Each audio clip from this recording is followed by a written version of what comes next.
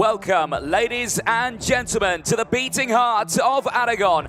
This is Zaragoza, a city steeped in history where Roman walls meet Moorish palaces and tapas flows as fast as the Ebro River. But this weekend, we trade cobblestones for curbs, cathedrals for corners as we're heading 30 kilometers north to the Zuera International Karting Circuit in Spain. It is a track known for its lightning-quick straights, sweeping bends, and this weekend it plays host to round 2 of the IAME Euro Series in 2025. Year of opening is 2007. Event record set by Patrik Ogrodovcik in time qualifying earlier this weekend with a 102.416. That pole sitter has gone on to do great things, and we'll see him out in his final later on. But a closer look at the track itself. 210 meters down the start-finish straight, 140 meters around turn number 1, down into the braking zone at turn number 2. It's around 1.7 kilometers in total track length, around 9 meters wide with an elevation change of around 2 meters around the circuit. Corners, there are many of them, 15 in total. You've got 10 of those, or 9 of those to the right, 6 to the left, with 2 hairpins out there as well. Each and every one of those corners provides ample overtaking opportunities for the drivers. We see them in towards turns 2, 4, and 7. We see them around turns 9, 10, 11, as well as everywhere around that final sector. And most importantly, side-by-side photo finishes across the line. That's what we love about this circuit. Top speed, though, drivers will be reaching around 137 kilometers an hour down into that braking zone in towards turn number 2 for the seniors. They average around 98 kilometers an hour for the lap. It's a fast, flowing circuit. And Andrew, 3 more races to go. We're looking forward to it. I'm sure you at home are as well, but it's all falling down to these last races now. All falling down to these last races. We're in for a very spectacular afternoon of racing, ladies and gentlemen, here in northern Spain at Zuera. If 2024 was anything to go by, we're going to see close finishes. If there's any sort of pack, especially coming through Sector 3 on the last lap, I genuinely mean this, absolutely anything could happen. We have already seen the superheats this morning. If you're just joining us, a photo finish could not be separated on time to the closest thousandths of a second. That is, of course, due to the big long run out of turn 15. X30 Mini kick us off. Drivers between the age of very young ages up to 12 years of age. 47 of them from 13 nations around Europe and around the world have congregated here in northern Spain for this second final of the year in the IAME Euro Series. 60cc water swift power units are powering the X30 Minis here today with around 10 horsepower. The output, 110 kilograms is the minimum weight for this class. That is, of course, including the driver. Many other aspects to talk about in this class as well. Of course, the tyres. They're on the Comet K1Ds. They've had 2 dry sets for the entire weekend. The 2 wet sets, we've not needed to touch them at all. Glorious conditions here at Zuera. The track is bone dry, rubbered in from a hard week of racing and testing as well. And there's going to be plenty of grip for the drivers out there for this one, Anthony. Yeah, there certainly will be. It's a beautiful day for racing. Blue skies as far as the eye can see. And, of course, temperatures at a pretty decent level as well, around 19, 20 degrees out there for the field. You can see the drivers making their way onto the grid now. The mechanics there as well. They'll be told to clear the grid with the trolleys as well. Always a tense moment now for the drivers. Finals time. So much racing has had to happen to get them down to this level. Of course, 47 entries into this weekend have now been whittled down to just 36. We've had to say goodbye to a handful of those drivers. But some drivers who you're expecting to see racing right at the sharp end include that young man there from Morocco, Nahil El Gahoudi, chatting currently with race director Martin Bean ahead of this final. This is what we like to see, of course, having that little brief ahead of the race. But, you know, it's always about these race starts that he likes to talk about, because we have seen quite a few false starts this weekend. We don't want to see them in these finals. We want to get going straight away. No, ideally not. And the other aspect of this is, yes, we've got drivers who've started at the front either early this weekend or in previous races, but this is a final. There's only 4 of these finals a year in this championship, so they really, really do count.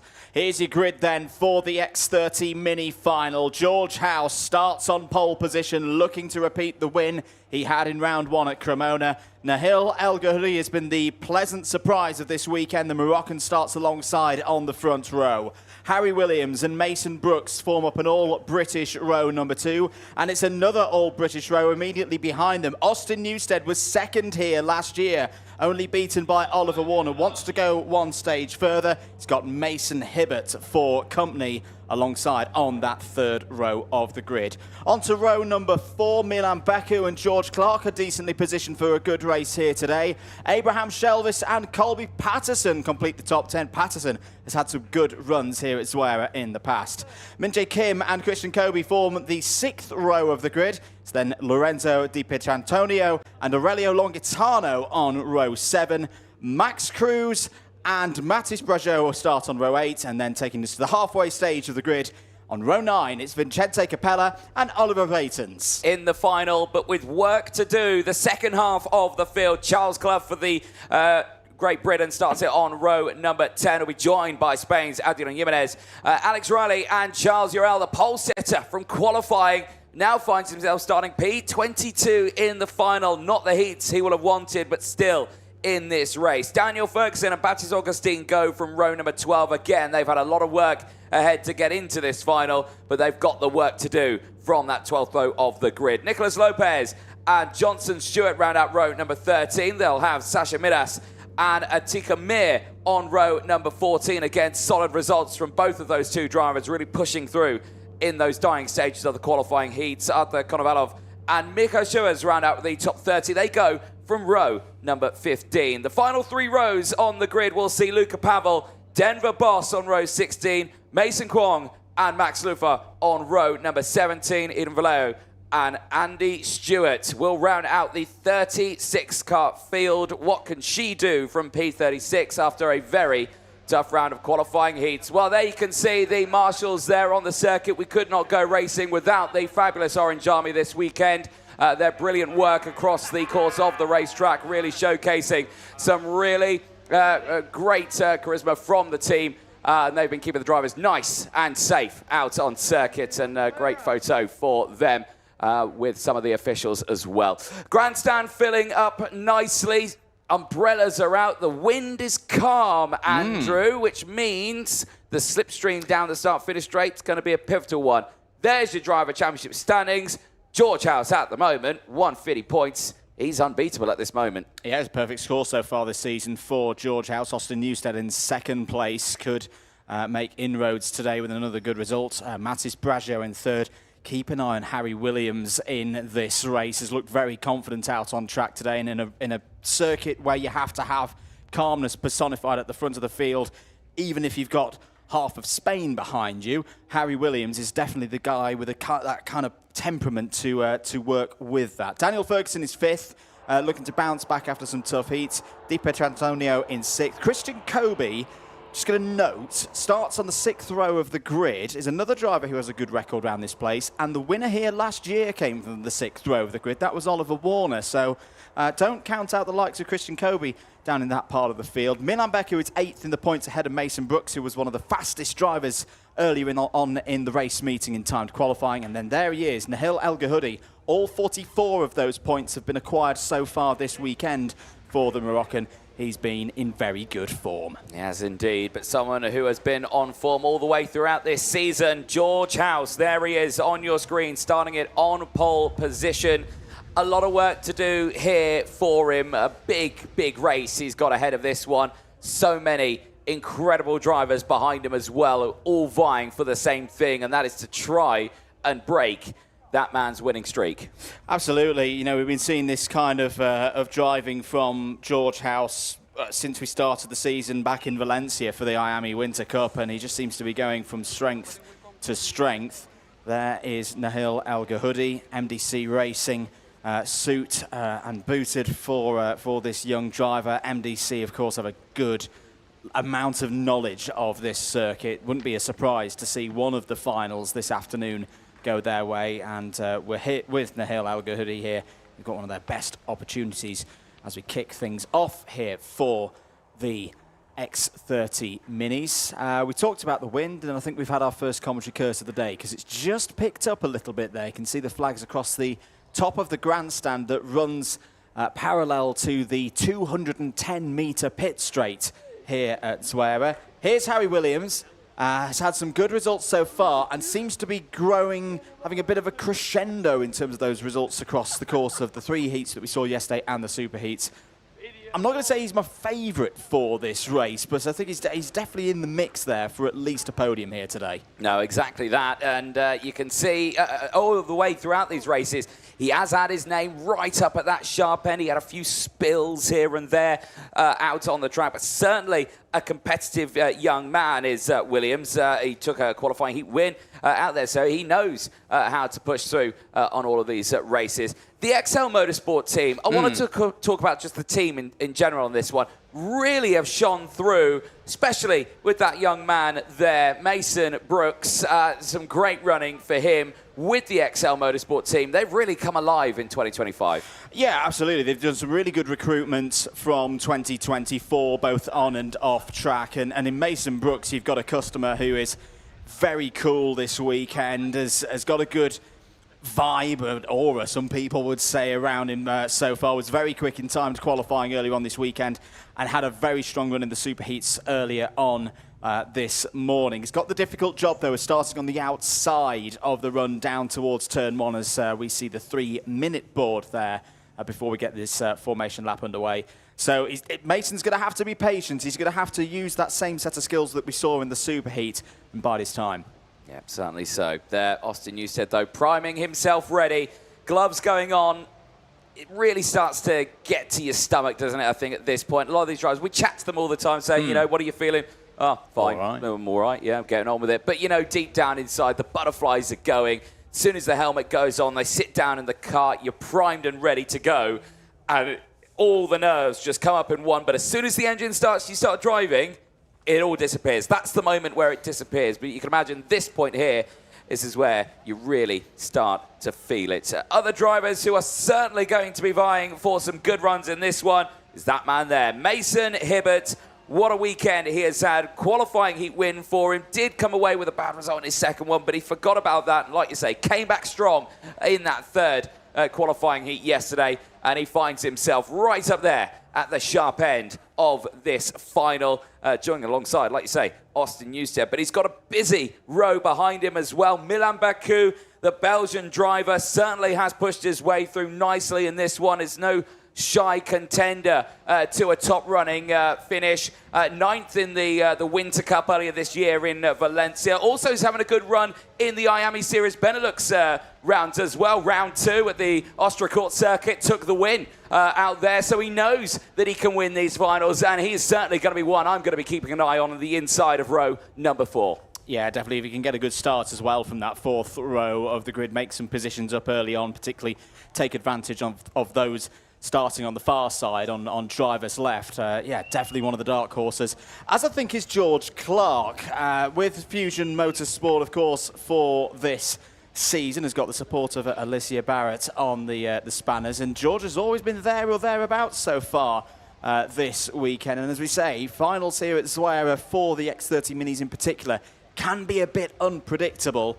George Clark has already got a lot more points on the board from this meeting than he did back at Cremona. So another driver moving in the right direction, I feel, Anthony. Yeah, exactly that. So we'll keep a close eye on them as the yellow flag waves at the front of the grid, indicating we've got around 30 seconds until we see the green lights and the green flags waving. At the start of this race, the grid is cleared by members of the media and the mechanics team, only officials in and around the area, to kickstart this final. The first final of 3 that we're about to see for round 2 of the IAME Euro Series in 2025. Engines fire up, albeit a little bit slowly for 1 or 2 of them, but they all get going now, and let's see what is going to happen in this race, because like we say, Andrew, it all falls down to George House on this one. Can he maintain that? But there's drama there in the background. That is Sasha Miras, who would have been starting this one quite well on the grid, 27th. made the final, but it's not fired up into life. Now the mechanic's going to try and start it there, but there's Ross Upton. He's in charge of looking after all of this. They have got it going. We're going to give it the old berries and cherries here to get those wheels moving. The engine is running, but it's not really wanting to go. Now they're telling him to clear the grid because obviously the front of the field is gone now. Now if he gets it going, which I don't think it is, the engine's running, no drive from it. Well, there's a little bit of drive from it. Okay, now it's got going. But yeah, all the meanwhile, yeah, the whole grid is coming around into the final couple of corners now, so it's not going to close up. There's a live look at race control. They will have just watched that incident there on the start-finish line. Joanna Falcao joined by David Manchester and Sam Fisher, not to be confused with a fictional game character.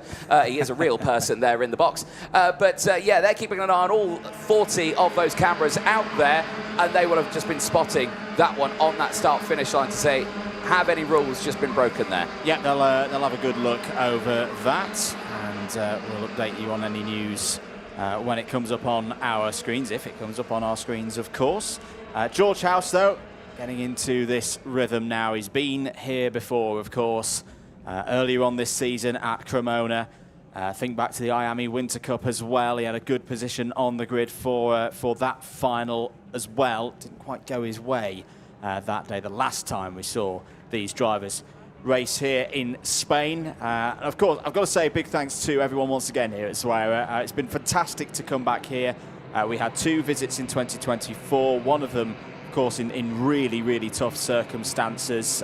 Once again, I think the staff here at the Zuera International Circuit have put on a brilliant, brilliant platform for these drivers to race, and hope everybody here is looking forward to these 3 finals this afternoon. Yeah, indeed, and they are moments away from starting, like we're saying, Mini X30, full grid, 36 drivers ready to do battle. George House, championship leader, will be starting alongside Nahil El Gahoudi, who this weekend had the best qualifying performance we've seen from him in recent weeks and months.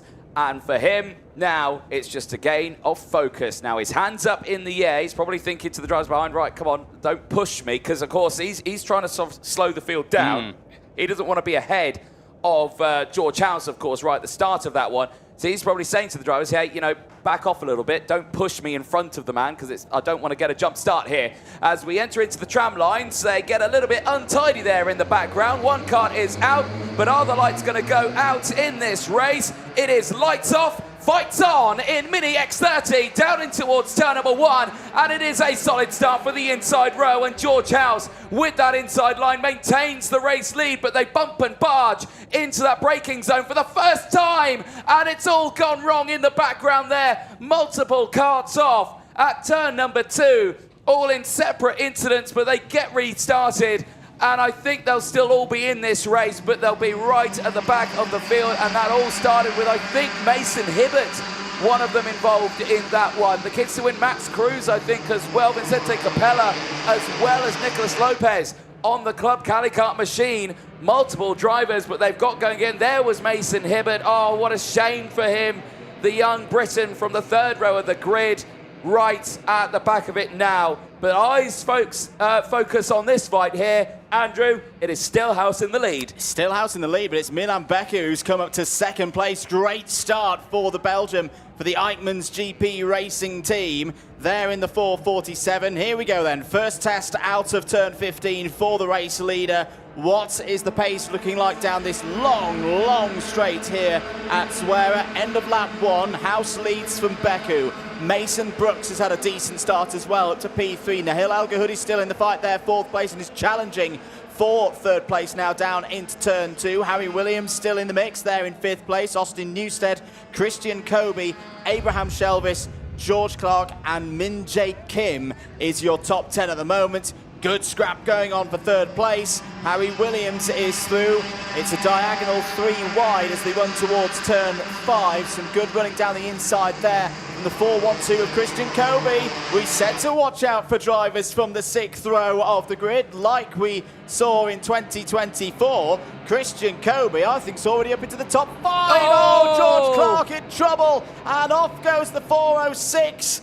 as well. That is a real shame for Austin Newsted. He will not repeat the podium that he had last year here at Zuera. That is a gutting moment for the driver, second in the championship. It was P7 in Cremona. It'll be, well, quite frankly, it might as well be a DNF in this one at round 2, and that's a huge shame for Newsted, and I hope he's all right, and I hope he keeps going in this race. But I still maintain eye contact on those 2 runners, because this is going to be a House of Beku fight all the way to the end on this one. They will just break away now. They know when it comes to a final, do not fight until the last 2 laps. I'm not sure it will, though, because if this 5 can keep themselves organised, they've got Harry Williams at the front, who we know likes to lead from the front. They're going side by side. They're not listening to me at all.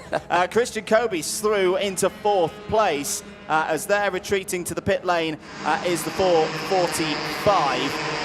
That was Vincente Capella out of this race. But especially now you've got 2 Fusions, 3rd and 4th. I know we've just seen 2 Fusion teammates come together down at turn number 7, but Williams and Kobe will know the deal here, that they've got to work together now. Williams, I think, will be trusted by Kobe to lead this out sensibly. They've both raced each other for a good while, both on a national and continental level. They know each other's strengths, they know each other's weaknesses, of course, as well. So let's see if Williams and Kobe can lead the charge. But up to this point, brilliant job by George House, brilliant job as well by Milan Beku. The gap they have to the second group is just over a second. Yes, it is indeed, and both of them rocking around in the 111s right now. The 2 behind, 112.3s at the moment, so pace definitely slower in the background. But now that they've got another 2 there of Williams and Kobe, maybe we will see a little bit more of a closer fight there. Well, let's wait and see, because there's a long way to go in this race, Andrew, as George House sets the fastest lap of the race, 111.948, identical to Milan Beku in 2nd place. The XL Motorsport guys are looking pretty quick at the moment, because Mason Brooks in 5th place has just gone purple through sector number 2, is the only driver, one of the only drivers, to break under the 23-second barrier so far in this race. There's an investigation underway for George Clark for potentially causing a collision. We would imagine that that is for the one with, actually, yeah, we might have been the one with Mason Hibbert, or we saw the moment as well with Austin Newsted. That too. So there's a couple of moments out there potentially that could be awry, but like you say, investigation flag currently out. Every time we go over the start-finish line here, I always feel like, you know, Beku is just going to go down the inside in towards turn number 1. He opens up that gap just a little bit, and then it closes in nicely. You just think, is he going to keep that momentum going and just say, right, let me go for the lead now? Yeah, Baptiste Augustin's had a really good start to this race. He's up 15 places so far in this one. Isn't the biggest mover in the field, though. He's the biggest mover in the top 10, but not the whole set of runners. Luca Pavel is up 17 places, and they're not the biggest mover in this race so far either. It's actually Andy Stewart, who's gained 18 places. The sister and brother combo of the Stewarts both through into this final. And this is good to see from Andy. She was a bit unlucky yesterday, had a clash with Charles Hugral down at turn number 5. Should, on paper, probably been starting a lot higher than 36th on the grid, but yeah, she's doing really well, moving up through the order and now into the top 20. Yeah, indeed. Solid drive there in Mini X30 Final here in Zuera. Out of the final corner once more for the field. Still no change between those top 2. The battle behind, though, is still raging on, but you would think that they would try and get into a little bit more of a rhythm here, because Williams, Brooks and El Gahoudi now are those 2, or 3 I should say. They've now switched places. Harry Williams has gone down to P5 now. Brooks and El Gahoudi, who had a relatively decent fight earlier on, now can they match that pace again? Because remember how close Brooks was to that run. He got the win just on the line in that superheat. He's going to be the one I'm really keeping an eye on. I quite like that move, Anthony, because they needed to do something different, this group of 3, because Harry Williams was not closing in on House and Beku. House and Beku have had half a tenth per lap on the chasing pack for the last few laps. So they had to change it up. They had to get someone maybe with a bit more pace at this stage of the race towards the front to drive this pack on. Through the first sector, Brooks was a bit quicker than the top 2. pretty even through the second sector. George House is really pushing on now. So let's see how this race continues to develop. Williams down the inside of El Gahudi for 4th place, but El Gahudi's wise to that. Holds position as they run through turn 15. Here comes Abraham Shelvis as well. Abraham Shelvis has had a bit of a quiet weekend. He's not having a quiet final at all. Look at Abraham Shelvis go. He's going to be up to 4th place here, and he's getting an assist from Christian Kobe. It certainly is, and they're having a nice right there, and they're not done with it just yet. Once again, down the inside of Nahil El Gahudi in towards turn 2, and that's utilising the momentum there. If you know you've got it, use it, and that's exactly what we've seen. However, of course, that means that they are losing time once again to the 2 up in front. The gap now is over 2 seconds, Andrew. That could have been the critical moment, I think, in the story of this race when we get to the end of lap number 11 and we look at this top 2 and how clear they are. I think that's the point that we'll look back on, and when we consider how things are going for Shelvis, Brooks, Kobe, El Gahudi and others, yeah, they might have just lost their opportunity now to win this race. But this is Zuera. This is a circuit that has different characteristics than others. Unpredictable things can happen around these parts, as we saw a little go there for Milan Beku well, sorry, that's not Milan Beku. That's another one of the EGPs or MDCs. They're both very similar colours, of course, here this afternoon. But House leads from Beku, Shelvis, Brooks, El Gahudi, and Colby Patterson now back on the scene. Anthony's up to 6th place. It's a very entertaining battle here for 3rd place. But all it's doing right now is handing these 2 drivers, going through turn 4 now, an ever-increasing lead. No, exactly. And for George House, this is exactly what he wants. He doesn't want to be in that massive group to risk, you know, potentially going from 1st all the way down to 20th in one of these races, because that would really affect his current streak in the championship. However, at the moment, he has got Beku there. He's the only threat he's got, and like you say, Beku knows how to win. I mentioned it earlier on. IAME Series Benelux, he came P1 at the Ostercourt circuit, so he knows how to win these sorts of finals. Does indeed. I need to keep an eye on Charles Clough as well, who's up 10 places in this race, up to P9, as Shelvis looks down the inside of Mason Brooks. Brooks holds it round the outside as they sweep through 9, 10, 11, 12, 13, and now the last 2 corners, 14 and 15. There's a look on your screens at the Virtual Championship. Be an over 100-point lead for George House at the halfway stage of the season if it stays this way. Beku would be up to 2nd place in the standings. Very close in that battle for 2nd place. Not quite as close, though, as this squabble for 3rd place, which is still at the moment head by Mason Brooks. Yep, certainly so. But, well, for how much longer? Because every time they go into a major braking zone, there's always a change of position, and it's gone all wrong there for 1 driver. 2 drivers, actually. It's the 2 XL drivers who are tumbling down the order. It's Charles Clough and Baptiste Augustine. They are out of this race. Marshall's quickly on scene. Yellow flags out. But that is how quickly it can go wrong in this class. And no points for Clough or August Baptiste in this race. That's a real shame for XL Motorsport, who have just lost 2 of their strongest drivers here in this field. We're on lap 9, 2 laps to go. Yes, we've just seen 2 XL Motorsport drivers fall out of this race, but their team leader in X30 Mini is still at the front of this field. When does the move come from Milan Beku? Because it's going to come at some point. The Belgian is going to have a go.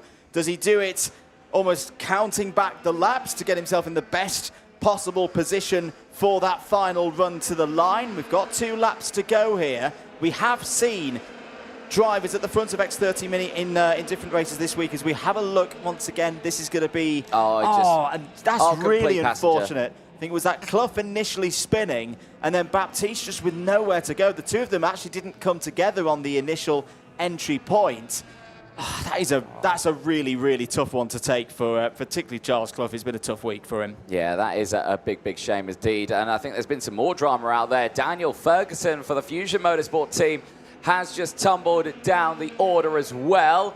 And that's not going to be too well received. And there he is, going very, very slowly out on track. And yeah, that clearly he's had a moment out there with another driver. He's got going again, albeit he's lost all of his momentum. Eyes on this, though. We're starting to see the fight, and that fight is on. George House and Milan Baku, we had to wait a while for it, but as we go on to the last lap of this race, Andrew, it is a two-kart fight for P1 in this final. This is all about staying calm now between these two because there's a good 5 or 6 overtaking opportunities to deal with around this last 1.7 kilometers.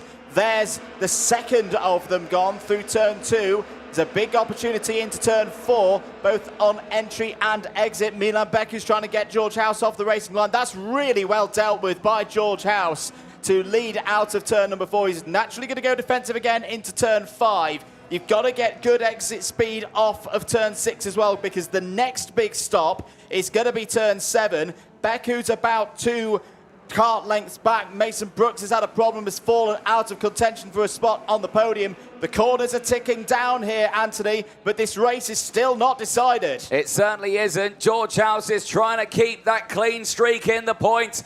Milan Baku is making it very difficult for him. You saw in the background there, Mason Brooks out of his kart and out of the race. That's a big shame for him after he was fighting up in the sharp end. But right now, these two drivers will have that run to the line. George House, Milan Baku. Is it going to be a photo finish here in Zuera? I don't think it will be. George House has it covered, and he wins in Spain for round 2. And the fight for third place is still on, but Christian Kobe will take it. Look at the battle happening there. That's third place all the way backwards.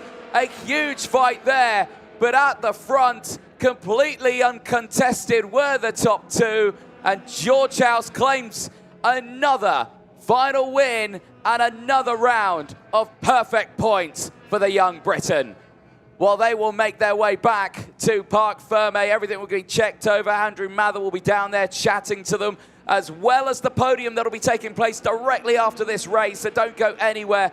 We'll be seeing our top 3 on that podium. Milan Baku, brilliant race, a 5-place gain to finish in P2. Christian Kobe for Fusion Motorsport, 9 places gained for Christian Kobe. He started on the 6th row of the grid in P12. He came through, as Andrew was talking about it earlier on. He was saying, you know, don't rule out Christian Kobe. He has been quick. He showed that in that final with those places gained, finishing in P3. Harry Williams finishes in P4, just off the podium. Colby Patterson with a 5-place gain finishes in P5. Now, Hillel Gahoudi from the front row of the grid drops to P6, but still a very strong result for the Moroccan. George Clark and Charles Zuera, we didn't say much about the Frenchman. The pole sitter from qualifying certainly came back in that race with a 14-place gain to finish in P8. Max Cruz from Aurelia Longitano, they found out the top 10. Abraham Shelvis from Kim Min-jae, Lorenzo Di Pietrantonio ahead of Luca Pavel's 17-place gain. Johnson Stewart with 11 places gain finishes in P15. Ahead of Oliver Waitians in P16. 18 places gained for Eden Baeo, who finishes in P17. Alex Riley from Mason Kwong. Great run there for the driver from Hong Kong. 14 places gained. Mika Chavez, 10 places gained. Rounds out the top 20. Let's have a look at the highlights from that one. Already you can see one driver out of formation right at the start of that one. Not in the tram lines. That might not be seen very well by the officials. But the race getting underway. Solid start for the inside row. Nahil El Gahoudi, unfortunately, not getting the start off the line. You can see here already on the back foot, right on the outside, and tumbled down to around 6th place. Managed to squeeze in on the inside, but you could see how much the braking zone was so vital at turn number 2. Drama right at the start. Mason Hibbert not getting the getaway he wanted, out of the race and out of contention. Did recover, but all the way down in 30th place at the end of the race.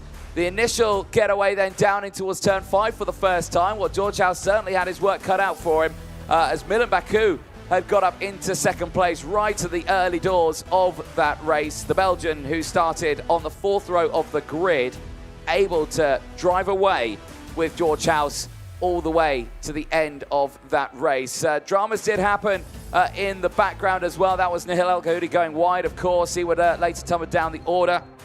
The two XL drivers getting caught out in an incident, as well as Mason Brooks, who got caught out as well right on that last lap of the race. But completely unsighted for some of the drivers. The only other retirement in that was Sasha Midas, who unfortunately did pull into Parc Fermé, and he was on your screen. Racing continuing at that midway point of the race. The battle for third was the one that we wanted to watch through most of it, but it was the one battle that I don't think anyone wanted to see, because of course, with that fight, they lost out on closing in on George House and Milan Baku, who had just driven away at the front. Mason Brooks was the leader of that charge for a large spell of it. Nihil El Gahoudi in that fight as well. But then you had the likes of the Pantano Racing Team driver, Abraham Shelvis, who certainly showed his colours, getting up into third place at one point, would later finish that race back down in P11. A two-place loss for the young driver. But the battle just continued to rage on for that third-place spot. Not sure what happened to Mason Brooks in that race. He was right up there at third place, and then all of a sudden tumbled down the order at the exit. The very unfortunate moment there for the two XL drivers. And there you can see Baptiste Aukenstein not in the fight, and Charles Clough as well, completely unsighted. Last lap and the last couple of laps, this is where we start to see the fight between the two of them. Down the inside, Milan Baku getting into the lead very briefly. George House immediately on the case, sends it back down the inside through the next turn of turns 12 and 13. And you see it time in, time out. Once famous MotoGP rider said it back in the day, now racing in GTs. If you lose a place, the best place to do it is get it immediately back at the next corner. And that's exactly what George House did to take the win and continue his streak of perfect points in this year's fight. 200 championship points ahead of Harry Williams, 105. A 95-point lead going to Wackersdorf for round 3. There's the points on your screens. Christian Kobe, Milan Baku, Austin Newsted, Matis Brajot, Lorenzo Di Pietrantonio, Daniel Ferguson. Nihil El Gahoudi does step up to 9th, and so does Colby Patterson, now inside that top 10. Well, we'll head down to Parc Fermé. I do believe Andrew Mather is ready. We'll head down to him, and the podium's coming up just now. Thank you very much, Anthony, here with our top 3 for the round 2 podium. Let's first of all talk to our winner. George House, you have a perfect championship score of 200 points at the halfway stage of the season. That's got to be beyond your wildest dreams. Yeah, it's amazing, really. Tell me through that race. It looked like quite a simple one, but I'm sure it was very hard work. No, it was really difficult on the last lap. First few laps were mega because we could just push away, me and Becky. Yeah, so it was just all down to last lap, really. And this great season you're having, you know, both on a national level and here in the IAME Euro Series. Who do you want to thank for this continuing performance? I'd like to thank all my team in XL. Got me really good positions, helped with the car a lot, been really good. All my family who've been watching on the TV, and everybody that I know on the TV who's been watching me. And it's recently been my granddad's birthday, so happy birthday, Grandad. Fantastic stuff. Well done once again, George. Let's have a chat. Let's talk to Milan Baku. Milan, very good race. Started on the 4th row, straight up to 2nd place. Tell me about your race. Yeah, I got a great start, and then I just pushed with George to get a gap, and on the last lap we can battle for the win. Was there any point where you were thinking that, you know, you might go for a different move on George? How are you planning to tackle the end of the race? I was planning to do it on the penultimate lap and then defend, but I left the door open so George can go back inside, and yeah, then he just defended and I got no chance. And some good circuits coming up for you as we go through the second half of the season. Are you confident that you can be on the podium again for round 3, round 4? Let's hope, but I think in round 4 I can do it maybe, because it's my home circuit. Good stuff. Let's have a chat with Christian Kobio. Christian, we saw Oliver Warner have a pretty good run from row 6 last year at this place, and hey, you've done it again. You've proven that you can really drive through here. 3rd place, a podium. You've got to be happy with that. Yeah, I'm really happy. I literally said to my dad on the grid, Warner can do it, I can do it, and I just out there and gave it my all. There were some really tight moments, particularly some of your teammates, Mason Hibbert, Austin Newstead, all having problems today. What was your take on some of the early stages of that race? Yeah, well, because I started 11th, I saw at the start there was a big crash. I didn't really know who it was, but yeah, it's just quite unlucky for them. How does the rest of the season look for you now? We're at that halfway stage. Do you feel you've got momentum now behind you? Well, yeah, we're still going to be quite low down in the championship, but yeah, I'm hoping we can at least get a top 3 this year. Fantastic stuff. Well, brilliant scenes here. A very well-deserving top 3 in your X30 Mini Final here at Zuera this afternoon. It's now time for the podium and for the drivers to receive their awards for their efforts.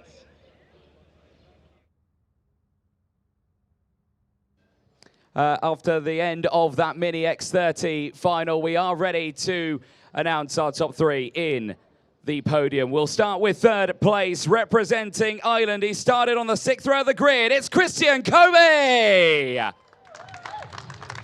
In 2nd position from Belgium, it's Milan Baku. And your race winner here in Zuera for round 2 of the IAME Euro Series for the United Kingdom, it's George House. And finally, please welcome the winning team as well, XL Motorsport.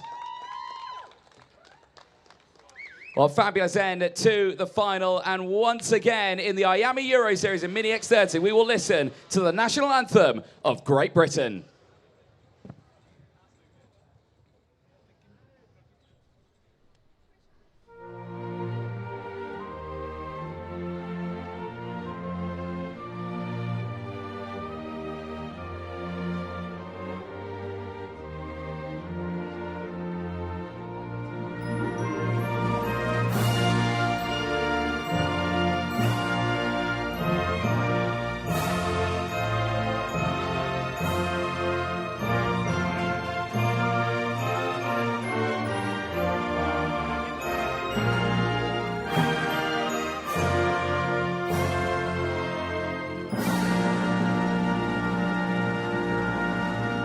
Big round of applause for your top 3 in Mini X30. We'd now like to welcome James Geidel onto the podium from RGMMC to present the winner's trophy. And firstly, heading to 3rd position, Christian Kobio. The 2nd place trophy, heading to Belgium's Milan Baku. And the winner's trophy, heading once again to Great Britain's George House. And once more, the excellent work from the XL Motorsport team, collecting another fabulous team's trophy. Well, a big round of applause for your top 3 on that fight. A brilliant end to their racing across this weekend. Drivers, if you lift those trophies nice and high up in the air for me, please. I know it's been a long weekend, but one more big smile for all of the photographers out there. And finally, we'd like to get everyone on the top step of that podium as well. All squeeze in nice and close. There we go, all join up there. Perfect stuff for one last group photo at the end of round 2 of the IAME Euro Series as we head to Wackersdorf for the 3rd and penultimate round of the championship. Well, one last little thing to do, if you're all ready for it, is the bottles of champagne that will head to these drivers. It's been a busy old weekend. It's pretty warm here, so maybe time to cool off with not something too fizzy for the drivers, because they are only very young. Are we ready, drivers? Are we steady? 3, 2, 1, champagne! Well, George House gets a double take there from both angles. A fabulous end to Mini X30. But the racing's not done yet. 2 more finals to go. It is time for Junior X30 next. It is indeed the second final of the afternoon here at Zuera for the second round of IAME Euro Series 2025. And, well, if the 2024 race was anything to go by, this has all the ingredients to be a little bit special. We've seen a close finish already in the minis. What have the juniors got in store for us here this afternoon? 14 laps, 24 kilometres for the top 36 drivers after 3 rounds of heats and the super heat this morning for all of our competitors. They have made it through. They have the opportunity to follow up Benjamin Magnac's win here last year that opened the series for 2024. Very competitive field of drivers ready with us this afternoon. Thank you for tuning in. Thank you for supporting the championship. Appreciate on a very busy weekend for motorsport around the world. You can just about see there at the far end of the picture the drivers emerging out onto the circuit for this second final of the year. A bit of a recap back to Cremona. It was Riley Cranham who stood on the top step ahead of Louis Bazaret and Jesse Phillips. The last time we raced here in Spain was at Valencia for the IAME Winter Cup. Bruno Grieling took the victory on that particular Sunday from Cranham, and Max Endicott as well in third. And keep an eye on Bruno Grieling in this race because his super heats, his kind of form book going through this part of the weekend has been very similar to what we saw back in February. It's a bit of a different front row of the grid, though, in terms of this class, because on pole position will be Ludwig Gronqvist, the Swede, one of the debutants from X30 Mini into X30 Junior for 2025. Does have a good track record round here, was second in the final back in the autumn of 2024 for the IAME Warrior Final. He'll be, as I say, on pole position and has looked really, really calm under the pressure so far this week through the heats and through the super heats earlier. He'll be joined on the front row by Dan Alleman, who was your points leader in the intermediate standings at the end of yesterday. Went for a bit of a different strategy in his super heat, elected to start on the outside of the run into turn number 1. Didn't quite work out, hence why he dropped to second place in the standings, but it has given him potentially a crucial bit of information of runs into turn number 1. Let's talk about the category X30 Junior, ages between 12 and 14. We've had a good number of entries here this week to get us through to the final 36. Many a nation around the world represented here in the IAME Euro Series.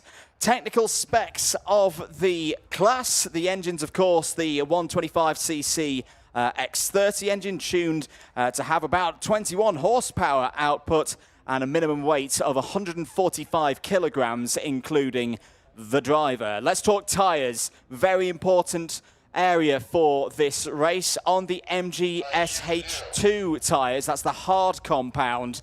They've had their 2 sets across the course of the whole weekend. The wets have not needed to be used here at Zuera, which we're very, very glad to see, considering how bad the weather was the last time we were in these parts of the world. It's been good to come back here to Zuera, Anthony Jordan.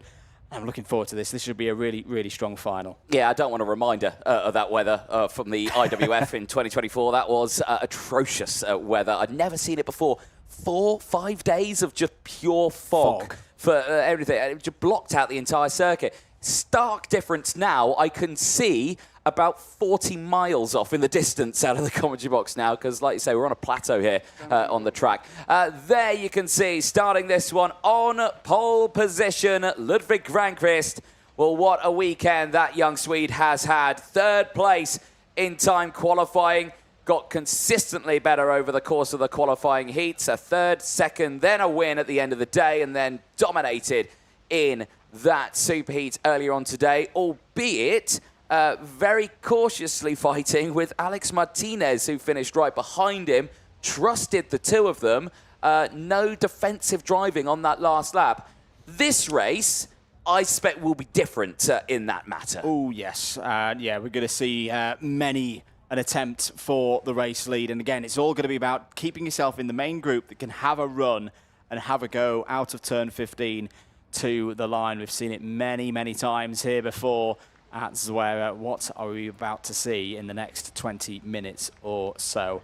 Race director Martin Bean has a little chat, last-minute briefing to the pole sitter to give the instructions of how he wants this race start to unfold, to make sure that they don't accelerate too early, of course. That's normally the number one way starts can go a little bit awry here, because it is such a long run out of turn 13. In race conditions, it's pretty much flat, maybe a little lift through turn 14. The drivers can be very, very eager to get on the gas. Championship standings going into this race look like this. Riley Cranham still leads the championship on 131 points. Jesse Phillips has dropped back a bit. The gap was 12 points at the start of the weekend. It's now 32, but Phillips is still there in second place. Dan Alleman has a really good chance to close in the gap, starting this race in third place in the championship standings on 93. Louis Bazaret and Didier Krieft are both in the top 5 still.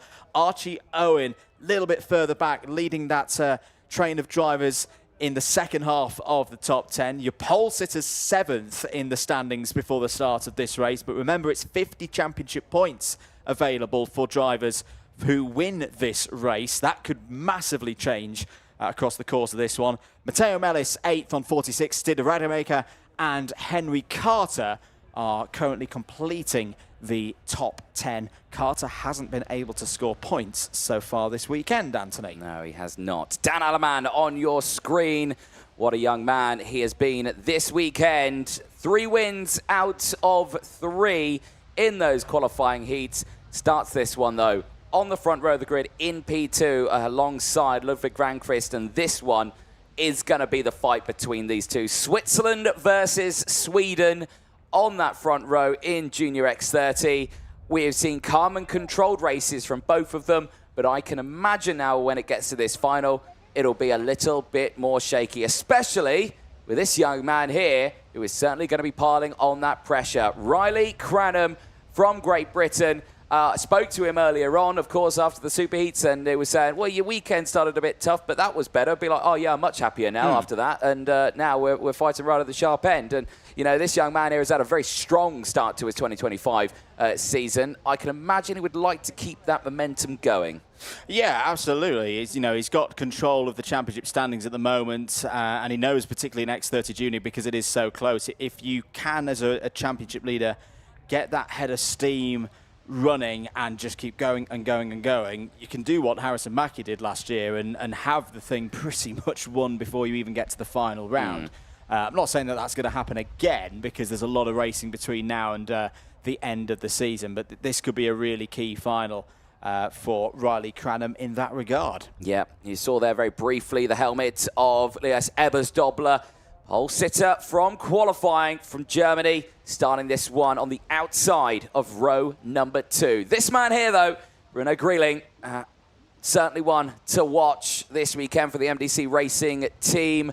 It's been at that sharp end all the way throughout it. At this moment, doesn't sit inside the top 8 in the championship standings, but this weekend, we could see him jump up that order quite nicely. Little statistic for the nerds out there. Bruno Grieling starts 5th.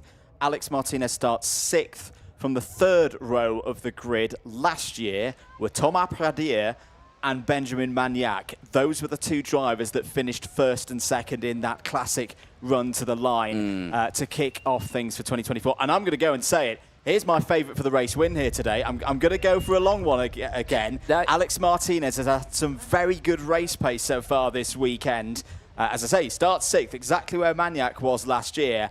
I think we need to keep an eye on Alex Martinez in this race. Could be spectacular. No, I 100% agree with you on that one, Andrew. Really strong performance from him, and certainly now with this highest position, really, I think he's going to be starting, we could see some really good moves. Yellow flag waving at the front, indicating we've got about 30 seconds until the green flag waves. I saw one driver still standing outside of his car before taking a seat. The mechanics have been cleared from the grid.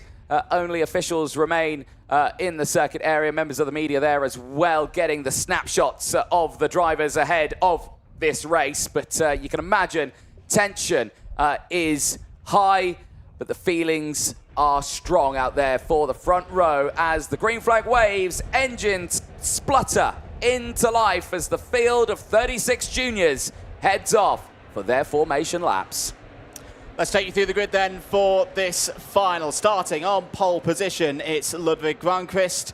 Dan Allemann of Switzerland starts alongside on the front row of the grid. They will look to get good starts in this one and maybe try and work together and break away. Riley Cranham, championship leader, starts on the inside of row number 2, has pole sitter from Friday's TQ alongside him, Lias Ebersdobler. Bruno Grieling and Alex Martinez have a very good chance there from row 3 of the grid. Daniel Oliver does as well from the inside of row number 4. He's joined by Didier Kreeft. Matteo Mellis and Louis Bazire start on row number 5. It's Jesse Phillips and Stig de Rademacher going from row number 6. Rock Pinera, another one of the home favourites, starts on row 7. Is joined by Max Endicott. Can Endicott repeat the podium performance he got at Valencia at the start of the year? Jacob Backler and Finley Lines are next up on row number 8. Completing the first half of the grid, it's Freddie Wood and Daniel Sabigo. Row number 10 sees Denny Bamacek from Czechia and Elvis Krasauskis on row 10. They'll have Archie Owen and Henry Carter on row 11. Matteo Paruccio and Suzuka Maeda round out row number 12. They've got the work to do from there, but we have seen the job done from the 12th row of the grid this weekend. Benjamin Westwood and Jug Rana go from row number 13. They'll have Noah Grenier and David Mintuna on row number 14. Gabriel Benecki and Romeo Mello round out the top 30 on row 15. The final 3 rows sees Max Yule, Veer Chopra, Alexandre Point, Gabriel Canal, Jan Rodriguez and Tudor Yerkin. We look forward to this race, the longest race for these drivers over the course of this weekend. 14 laps along this 1.7, I'm going to call it, kilometre long circuit. 1,699 metres, give or take a metre. It's 1.7. But yeah, looking forward to see what they can do. Long old race in this one for these drivers. And like you say, we saw earlier on how sweaty the drivers were after a shorter race than that. And that was when it was cooler as well. Up to 23 degrees now. It's a pretty spicy day out there here in Spain. But we are looking forward to seeing what will happen. Field is slowed down as they enter into the final sector. Pace is still a little bit high there, Andrew, as they go through, but I think they'll all get it squared away and settled as they head in towards the tram lines then for the final time this weekend. Are we going racing? First time of asking into the tram lines. Lights off, fights on in X30 Junior, and it's a solid start for the inside row, but keep an eye on Allemann right on the outside. He was squirreling going through turn number 1, but he's got it squared away, but he has tumbled down to about P5. It is still the Falcon that leads the way down into towards turn number 4. There's drama in the background. One cut screeching to a halt, but rejoins right in front of the whole pack. Yeah, it's one of the fusions that cuts the a part of turn 4 off there. There's going to be some drivers held up. I think number 60 it was Jesse Phillips. That's Ben Oliver as well, and he's going backwards. So Daniel Oliver, I should say. Daniel Oliver out of this race as well. The Spaniard tumbling down the order. And yes, I think it was Jesse Phillips who was involved. I tell you who else I think might have been involved in something. Alex Martinez, because he is not on my screen here, clocking up at the moment, and that is a big, big shame. And yeah, Daniel Oliver starting in that same region of the grid. One of them 7th, the other 6th. It's a breakaway of 4 at the very front of the field, and some strong runners in this pack. Ludwig Gronqvist is your race leader at the end of the first lap, but here comes Riley Cranham down the inside into turn 1. Riley Cranham takes the lead, hits the front of an IAME Euro Series final once again. 3rd place at the moment is Bruno Grieling. 4th is Dan Allemann, but that is a statement move from Cranham early in this race. There goes Grieling down the inside. He takes 2nd. Oh, I think we're going to have quite the fight on here, because now he's going to take 1st place. Granqvist pushes him down the inside of Riley Cranham through turn number 5. Cranham fights back. Big hit of the curb there for Dan Allemann to try and get his nose down the inside, but that is not going to work out for him. And look at that already. They've allowed the likes of Bruno Grieling to open up a gap here. They have indeed. Bruno Greeling's had a quick start to this race. Can he keep it together now for MDC Racing? He was able to do so earlier on in the year for the IAME Winter Cup, but here in an IAME Euro Series race, particularly around Zuera, it's a different proposition, particularly when you're a lone breakaway driver and you're trying to make your way down this 210-metre straight. Here comes Gronquist on Cranham, repays the favour from 1 lap ago. Through goes Alaman. This is good news for Didier Kreeft. Kreeft's had some frustrations so far this week. He's had plenty of pace, but never seems to have had, you know, the run of things, a bit of luck from the racing gods to get up to the very front. Alaman's gone down the inside of Gronquist back into second place, and there's more drivers joining this discussion. Good afternoon to the likes of Louis Bazare and Matteo Melis. They've moved up into the top 6, and Stig de Rademaker's not too far behind as well.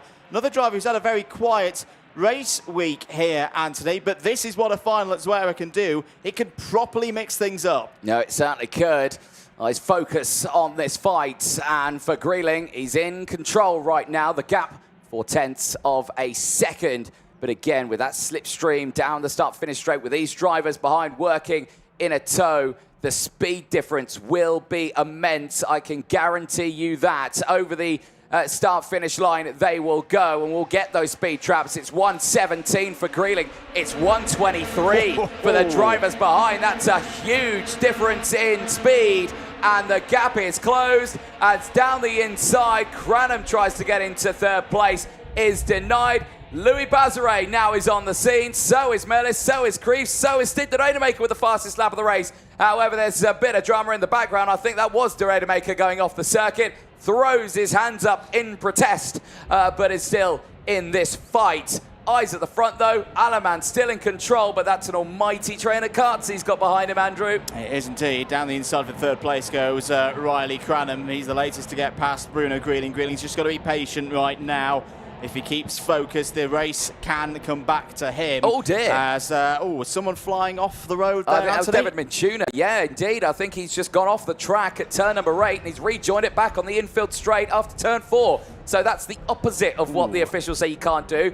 He's doing a bit more of a lap, not cutting the lap. It's more like a 2.3 kilometre lap round here. So, Alaman, race leader at the end of lap number 4. Here goes Stig de Rademaker down the inside of Louis Bazare. It's Didier Kreeft who was having problems earlier on. Another moment of bad luck for the Fusion driver. He's still there in 10th. You can still work your way back from there. Oh, what a move! Down the inside from Riley Cranham. Another double overtake into turn 4. It's a very wide entry at that point of the circuit.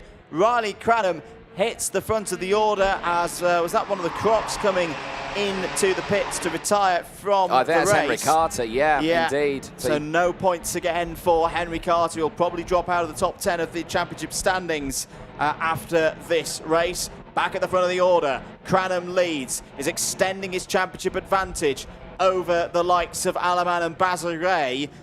There in second place is Ludwig Gronquist, who again with a big performance in this final could be up into the top 6, maybe even the top 5, depending on how things change over the course of the remaining laps. That's lap 5 down, 9 to go, and here again, here comes an attack from Gronquist. Cranham's trying to shut the door, he's not going to do so. Through goes the Swede, into the lead, through as well. Dan Alaman's going to get down the inside, take second place, or is he? Because no, it's Stig de Rademaker who emerges in second place. Bazare's on the attack as well. Stig de Rademaker's going to have a go again, and round wide goes Ludwig Gronquist down into the dirt.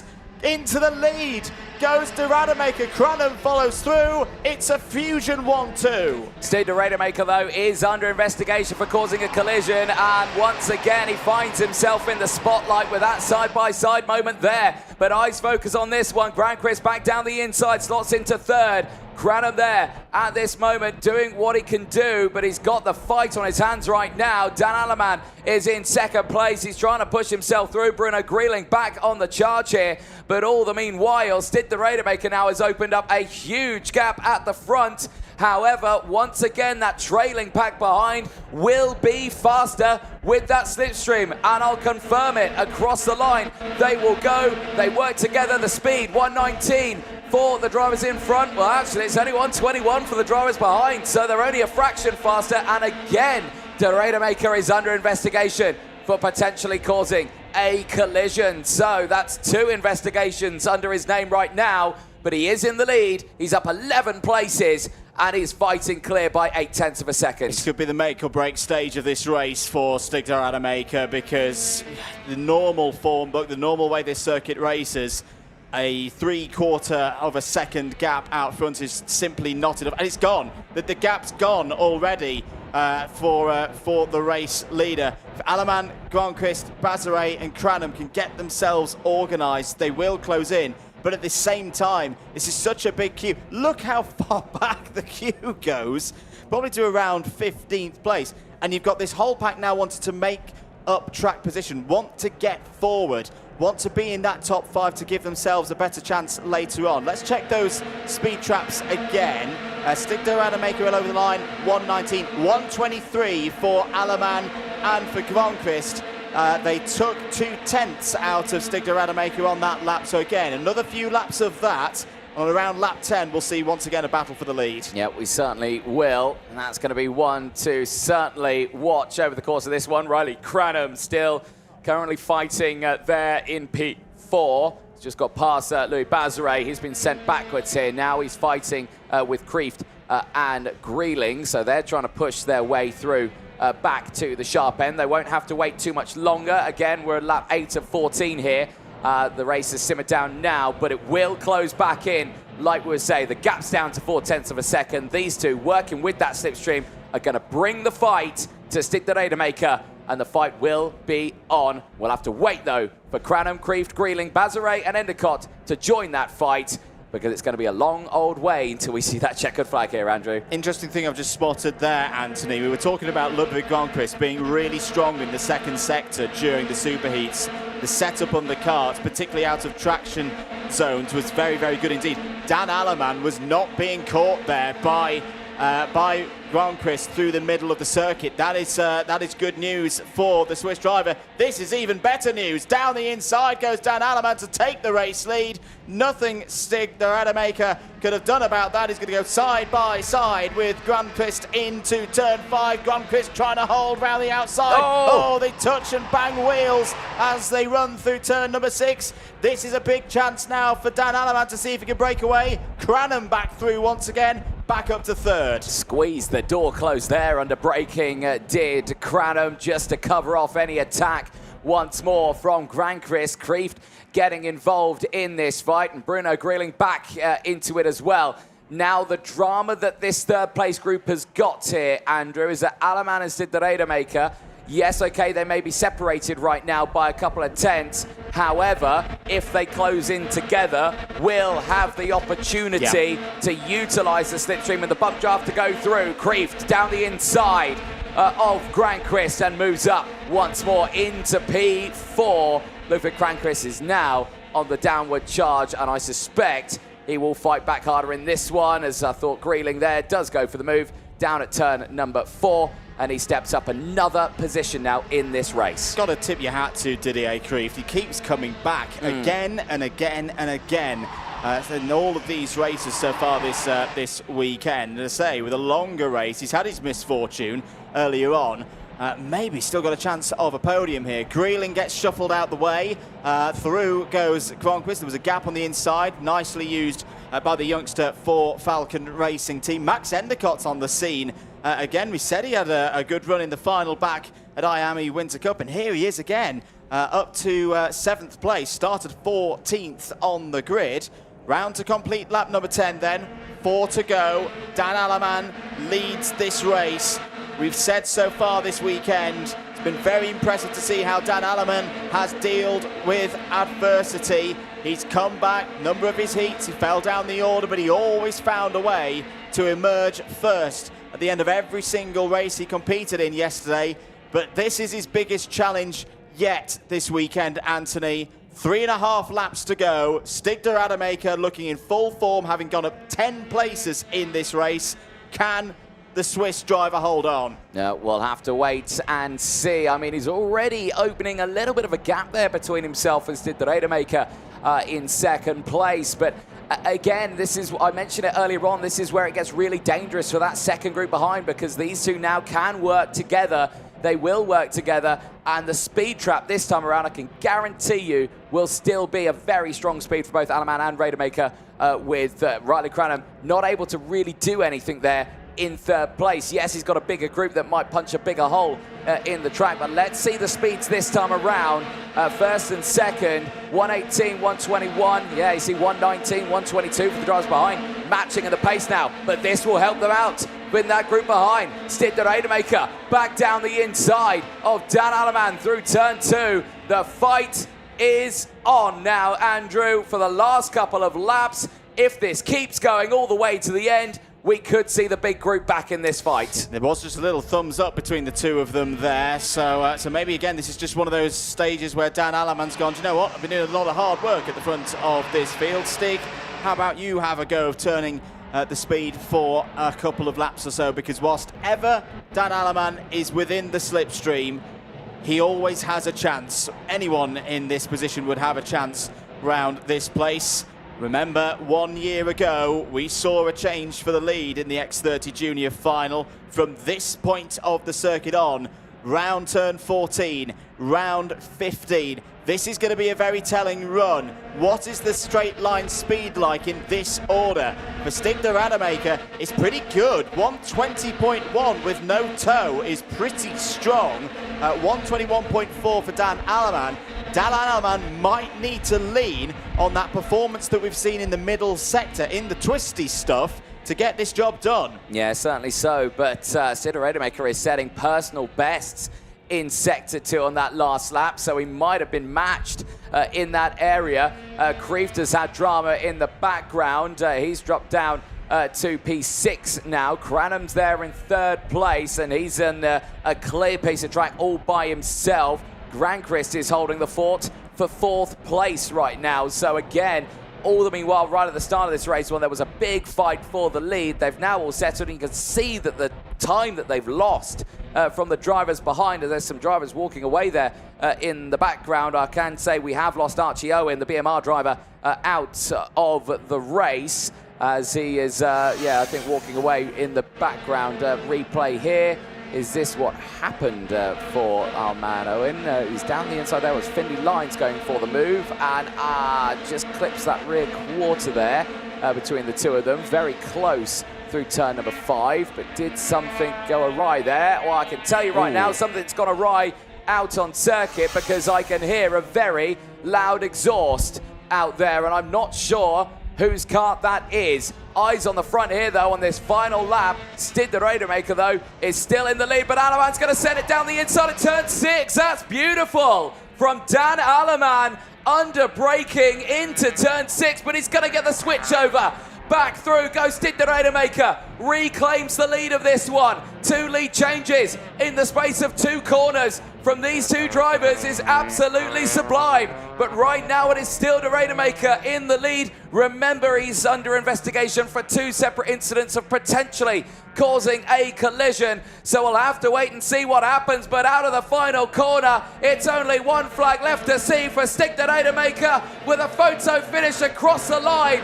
He wins by 0.040 of a second. Alaman celebrates with him. Cranham finishes in third, and oh my, that's a loud exhaust out there on circuit. What a run from Stig de Radermaker. Started the final in Ramona from third on the grid. It did not go his way that day. Stig de Radermaker has driven a mighty, mighty effort here today, and you can see from his body language, from his reactions, he is absolutely overjoyed with that. Certainly is, and he'll be delighted when he gets back to Parc Ferme, I'm sure. But for that man there, what a drive from the 6th row of the grid. Cast your mind back, I'm pretty sure someone from the 6th row also ended up on the podium in the first race. So I'm going to be looking at the 6th row for race number 3 out there, because there you can see he's loving that out there. Is Stig de Radermaker from the 12th place spot, 11 places gained to finish in P1. What a fight. Well, they will head back to Parc Ferme. Andrew Mather will be down there to just chat with some of those drivers before heading straight to the podium. Stig de Radermaker with an 11th place gain finishes in P1 ahead of Dan Alaman.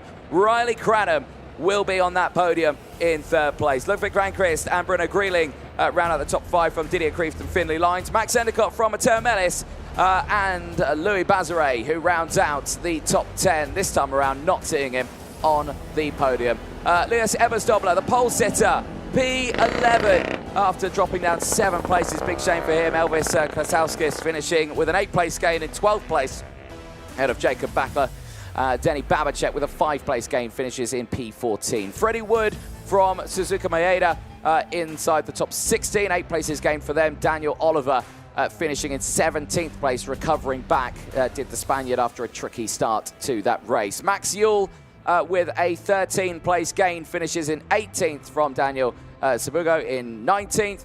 Jan Rodriguez with a 15th-place gain rounds out the top 20. Romeo Mello from Jug Rana, good races from them as well. Gabriel Benecki and Gabriel Canal with a 10th-place gain in 24th place. Via Chopra in 25th with a 7th-place gain. Mauricio from Pinera, Westwood from Yerkin, Grenier, Point, and Stefan Minchuna round out the 32 finishers in that race. The retirements, Archie Owen, Henry Carter, Alex Martinez and Jesse Phillips as well. Your drivers at the front, it's a good end to their race, and there you see Stig de Rademaker. A brilliant drive from him, 11 places gained, and here is how it all started. He wasn't even in this shot because he's all the way back on the 6th row of the grid on the outside line, but he managed to come through. It was at the front where it all started to kick off, and unfortunately for Jesse Phillips at the start of that race, drama for him. He's on the inside there, rejoins right in front of the pack. I think he was heavy on the brakes there. You could see how much the car had slowed down, but for him, just absolute drama. The same for Daniel Oliver from the 4th row of the grid. Real drama for him off the track in between turn 4 and 5. Fight was on at the beginning for these drivers. Cranham holding on to the lead for the first half of it. Bruno Grieling, though, fighting his way through. He would end up finishing that race back where he started in P5, but still a brilliant charge for him right at this early stage. A little bit of an assistance there from Ludwig Granqvist down the inside of Cranham to get into that lead. Granqvist as well would go wheel to wheel there and a big hit of the curb. But Dan Alleman also in that early stage of the race just to try and push their way through. There you can see the live feed on the right-hand side of your screen with the replay still on the left-hand side, and that's what it means. That's what it means to these young drivers here in their young racing career. Stig de Rademaker, what can you say? What a drive from him with an 11th place gained, and you can see we did catch up with him earlier on in the weekend, and you can see being congratulated by the team. One of the other mechanics there, Louis Diamond, just coming in to congratulate him. Fusion Motorsports seeing 2 of their drivers on the podium, with Cranham joining him as well. Of course, with Dan Alleman also, the Spirit Racing team finding themselves on the podium once again in the IAME Euro Series.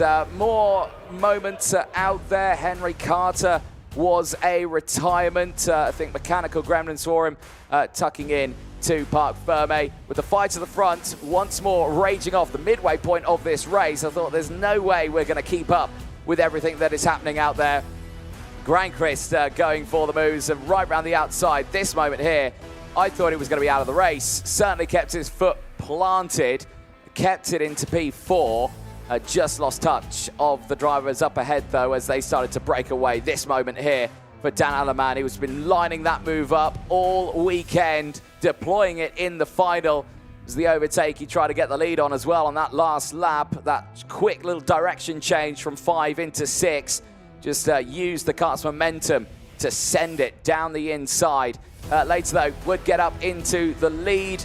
Granqvist would slot into second, but would lose out on that inside line. Stig de Rademaker, who had dramas at the start of that race, refused to give up. And there you can see, keeping his elbows nice and sharp out the exit of turn number 5. Cranham as well making those moves back in the later stage up into 3rd place. He would have a relatively calm race from that point onwards. No real fight from him. He would just drive away and hold on to 3rd place. But let's head down to Parc Ferme. Andrew Mather has our top 3. Thank you very much, Anthony, here as I say with our top 3. Let's start with Stig de Rademaker. Stig, Where do we start with that? I mean, I know you can overtake around this circuit, but did you really think a win from row 6 was possible today? No, in the beginning of the weekend we were all bad. I had a little bit of mental issues. I was like not very happy yesterday. I was a little bit in a depression because everything didn't went that good, because this whole year we had a lot of bad races. Most of them not even my fault. In the beginning of the year we should have won 3 races, but there were like mechanically issues. And then now this is unbelievable. I never thought I could do that. And particularly in the story of this year's IAME Euro Series, you had a really good run through the heats at Cremona, but then it just didn't go for your way in the final. How satisfying is it to kind of answer the critics, bounce back, get a win, and get your season back on track?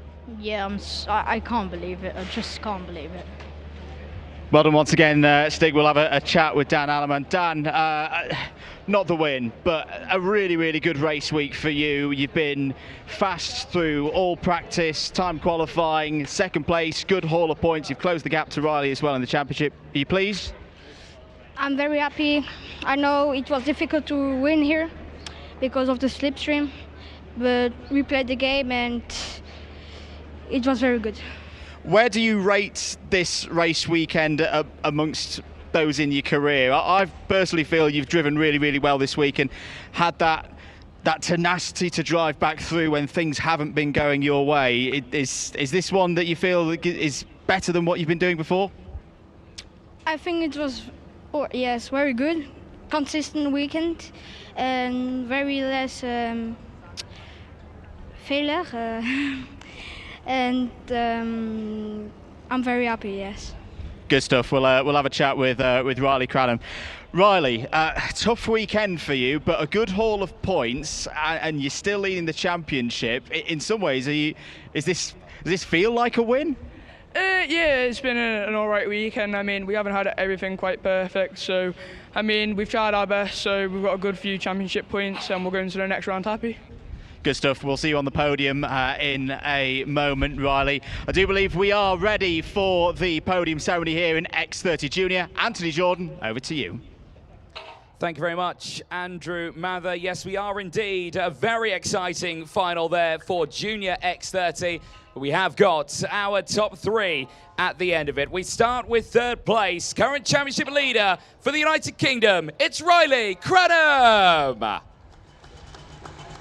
Fabulous end to Riley's final there. A tough fight all the way to the end. In 2nd position after starting on the front row of the grid for Switzerland, it's Dan Alleman.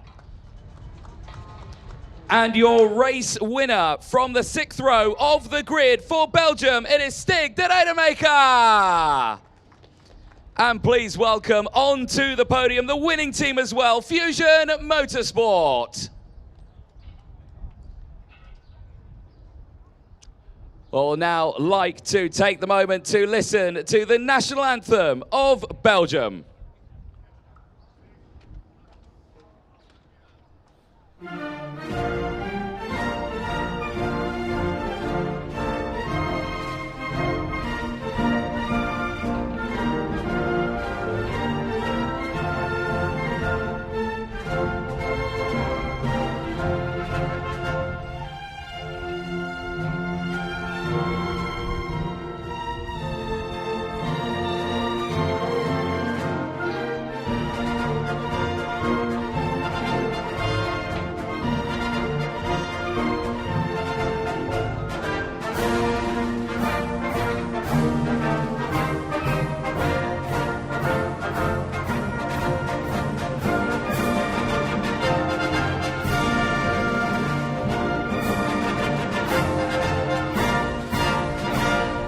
Give it up, ladies and gentlemen, for your top 3 in Junior X30. We'd now like to welcome onto the podium James Geidel from RGMMC to present the winner's trophy. And firstly, heading to 3rd position, Riley Cranham. The 2nd place trophy heading to Dan Alleman. And the winner's trophy heading to Belgian Stig de Rademaker.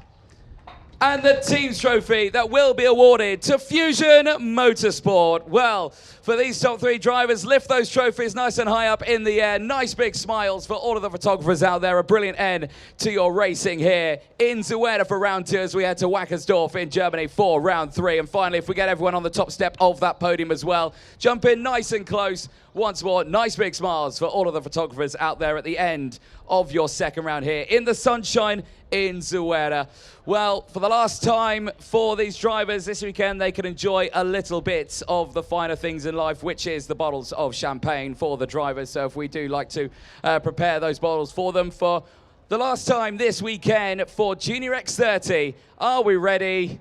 Are we steady? 3, 2, 1, champagne! Brilliant end for Junior X30 with 2 more rounds to go as we head to Germany for the 3rd and penultimate round, but 1 more final to go. It is Senior X30. It's coming up next.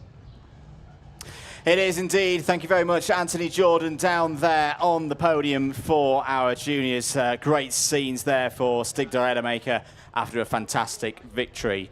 Here we go then to the headline race of the day for the second round of IAME Euro Series 2025. It is the X30 Senior Final, 16 laps, 27 kilometers to decide who is going to win the second round of the year in what so far has been a very, very tight and unpredictable season challenge for a number of our drivers. This has been the hardest final to make it through. The biggest entry of the whole weekend has been here in X30 Senior. The top 36 drivers have made it to this stage and will be fighting for that next haul of 50 championship points. And as I say the virtual championship scores have just popped up in front of us here in the box, and my oh my, it is close.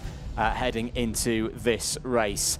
The 36 drivers and their mechanics are making their way out onto this sun-kissed circuit in the north of Spain. If you're just joining us, welcome to Zuera, a real cauldron of speed here in northern Spain. On the top of this outcrop, beautiful conditions, very different to the last time a number of these drivers were racing here for the IWF 2024 races. But we have seen so far today another level of unpredictability. We've seen drivers from the 6th row of the grid getting podiums, getting wins. We've seen that in previous years as well. There are going to be those who feel they have better chances than others, of course, particularly with one of the home favourites starting at the front row, starting at the very front of the grid, I should say, in Aaron Garcia.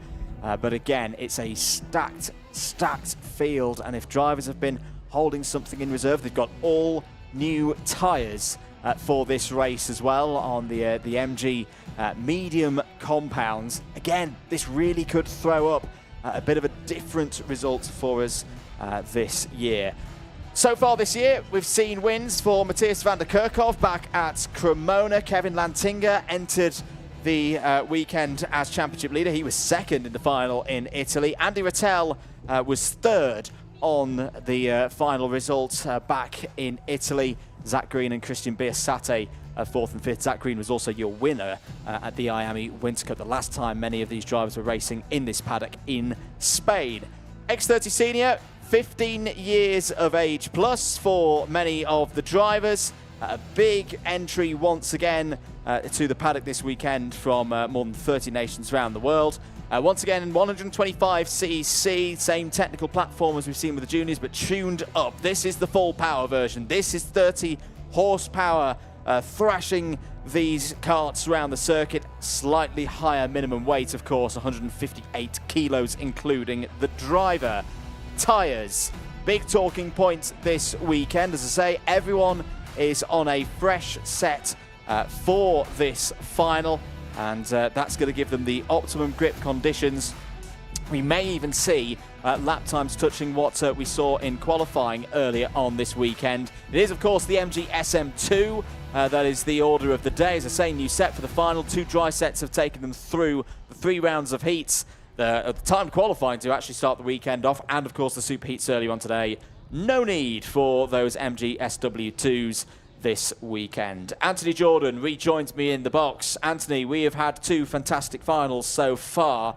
We had a very, very dramatic final last year, both in the IAME Euro Series, first round of the year here at Zuera, and of course that very dramatic run in the IWF 2024. What are you expecting in the next half an hour or so?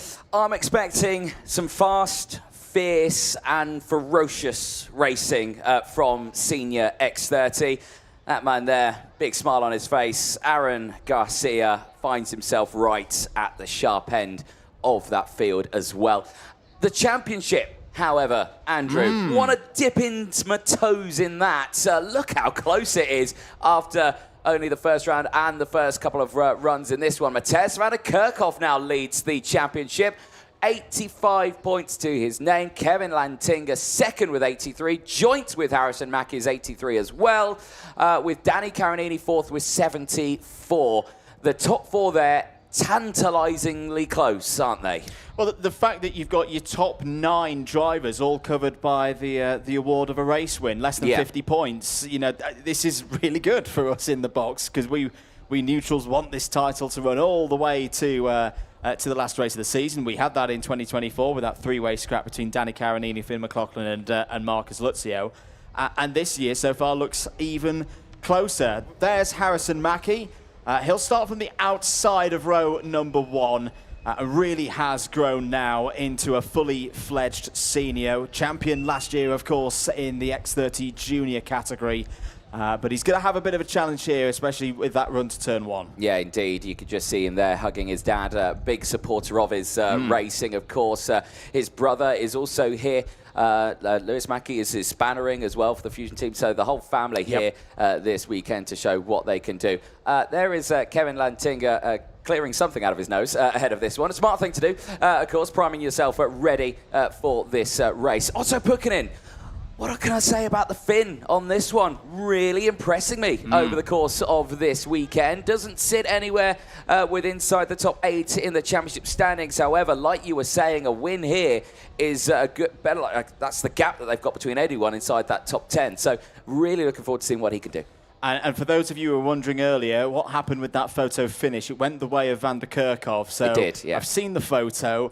You're talking half the length of a front fairing was the difference between Van der Kerkhoff and Pukkanen first to second place. You have to remember, it's all about where the transponder is fixed on the kart as well, is one of the things. Now, of course, they can't have the transponder in the nose cone. No. They can't do that. It has to be fixed to the seat, and it's in the same spot for all of them.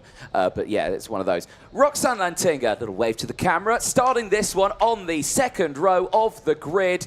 I'm looking forward to this fight because she has not only been quick on used tyres, but on brand new tyres as well, has been absolutely rapid. We saw that race earlier on.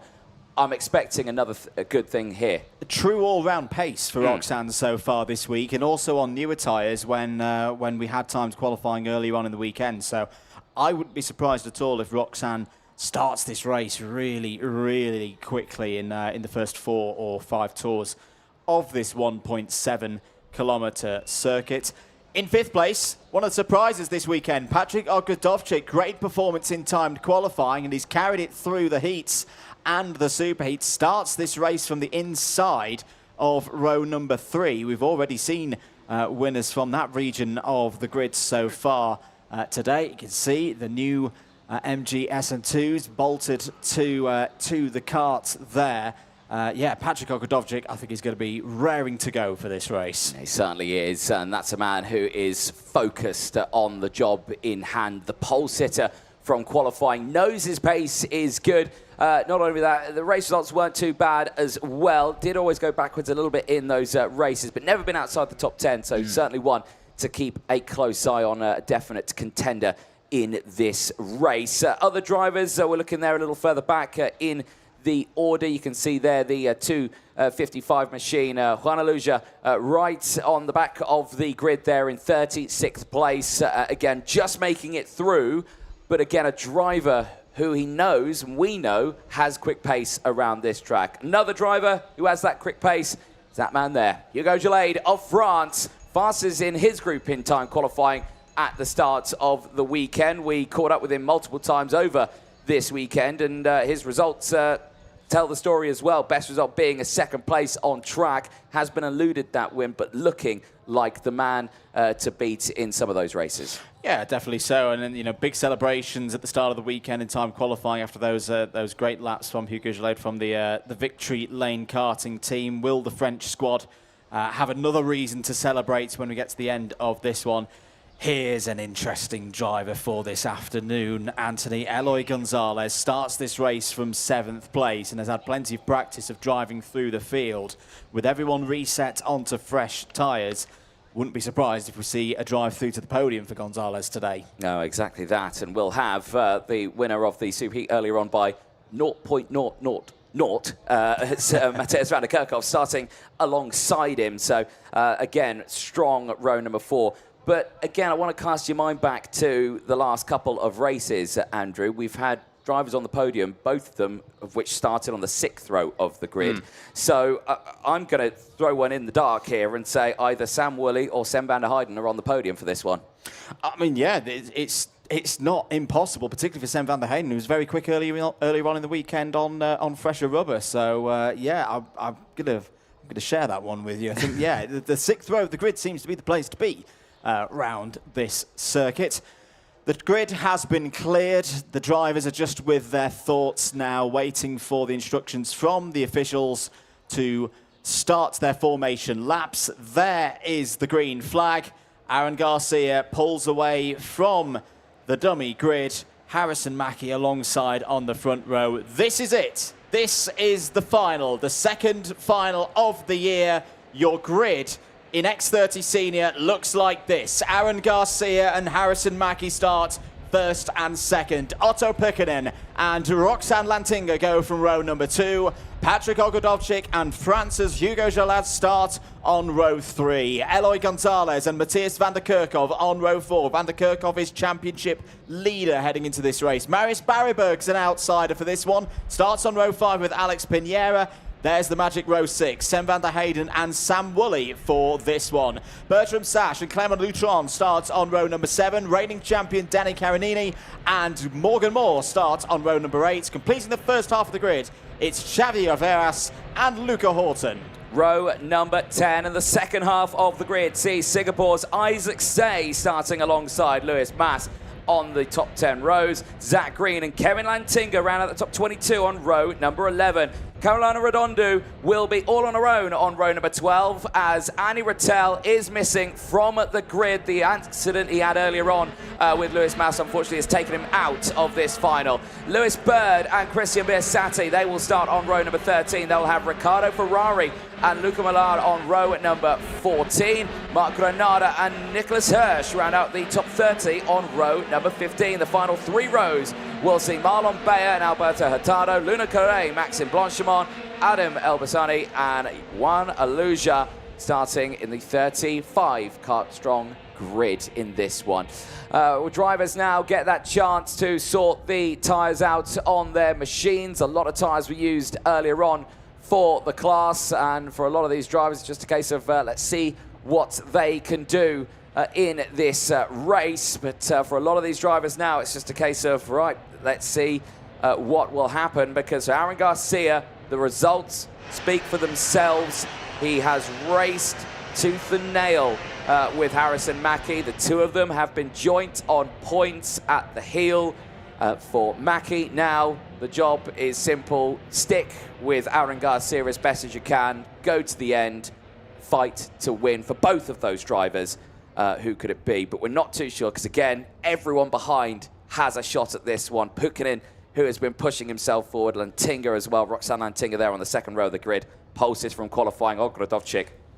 Hugo Gillade as well. Fastest in group from qualifying as well. He's going to be one to really keep a close eye on, and everyone else behind as well. You really can't put it on one driver in this category. No one has fully broken away, and that can be explained with those championship points as well. Only 2 points separates the top 3 drivers in the championship standings. That's as close as we like to see it as we enter into the tram line. So the last time today, it is lights off fights on in Senior X30, and it's a good start for the inside row. Mackie has gone backwards, and he's down in about 4th place, but he rejoins into P3 round the outside as the whole field try to snake their way through the pinch point of turns 2 and 3, and they have done so successfully on this first opening lap, but you can already see the breakaway at the front here. It didn't last long, though. In the background, there are 3 carts off the track. I think that started with Lewis Mass involved in that one, Zach Green,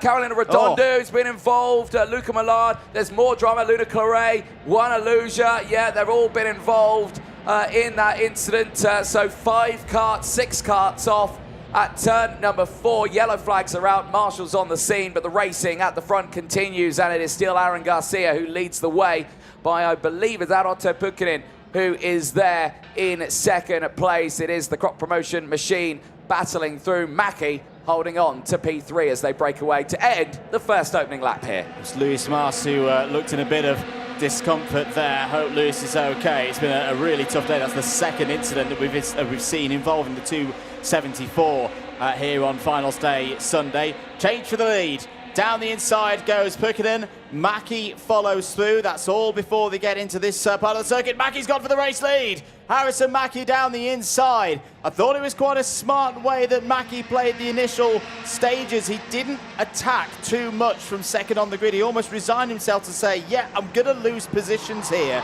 Let's not force the issue in the early stages of this one.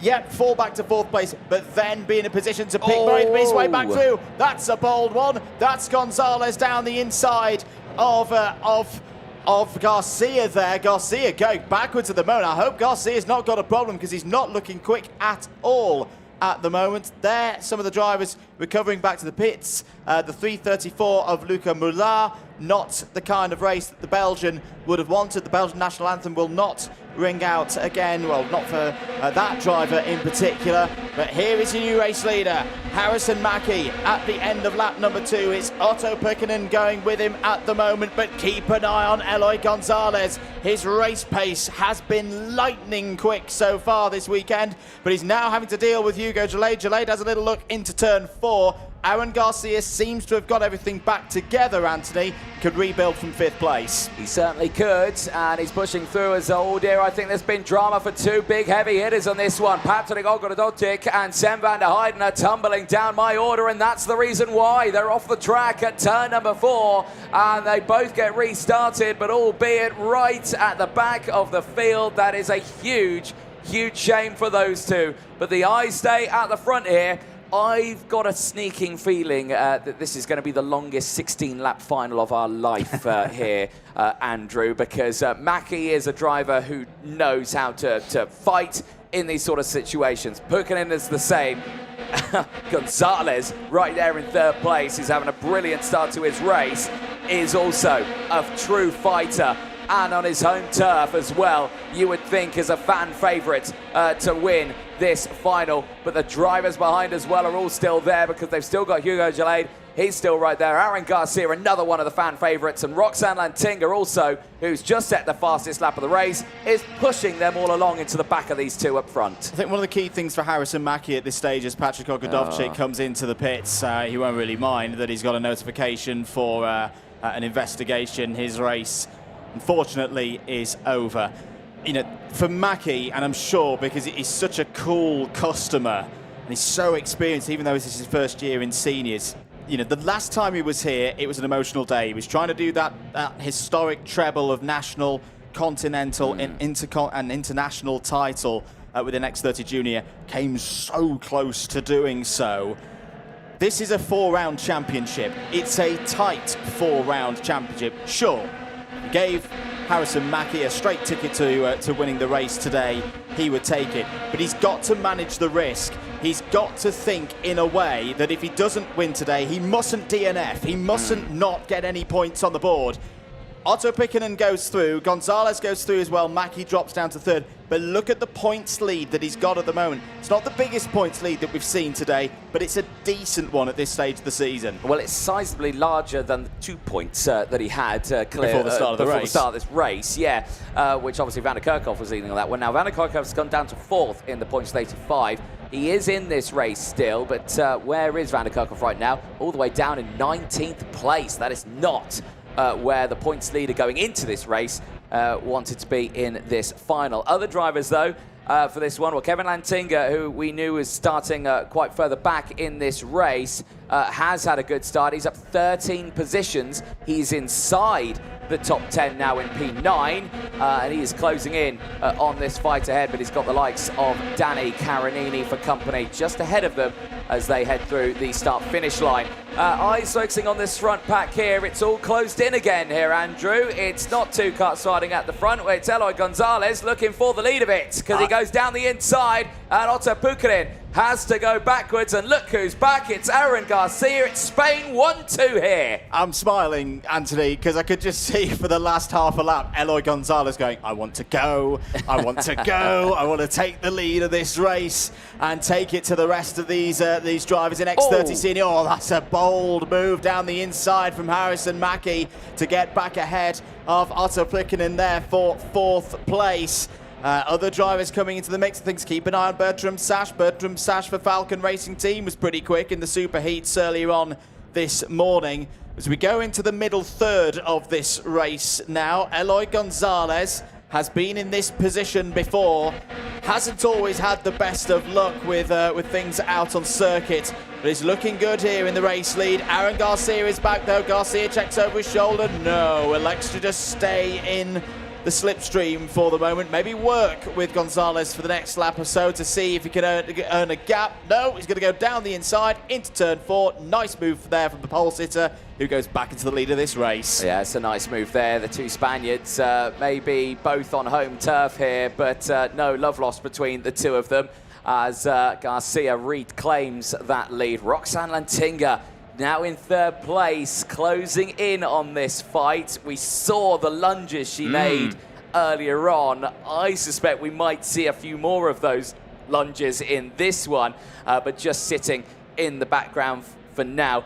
You know, it's always nice to hear the home country's national anthem on the podium in one of these finals. You know, for one of these two drivers here, it could potentially go their way, but right now in this slipstream, again, I'm going to look at the speed across the line on this one. 22 for Garcia, 24 for Gonzalez. He'll have that toe, he'll have the speed, he won't be able to break away, so it's keeping them nice and close. But yeah, out of these two of them, impossible to tell who it could be, but well, Gonzalez is certainly making sure his name is up on that top of the board. Yeah, good move there from Gonzalez, likewise for Mackie. What I am going to point out at this stage of the race, though, Anthony, is just look back. The next time we have a long shot at who is approaching. In 8th place, Danny Caronini has gained 7 places in this race so far.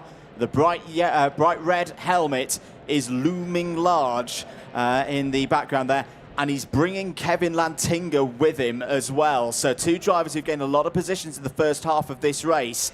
Can they keep that progress going, especially if this top 4 or so start fighting, say, 2.5 laps from the end of the race? Caronini and Lantinga aren't out of shot for a podium here today.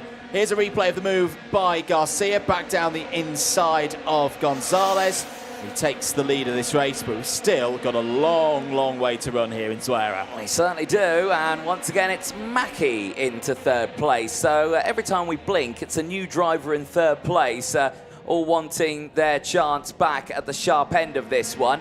Now they've had their rough and tumble. They've proved their points, I think, to both of them with these little overtakes here and there.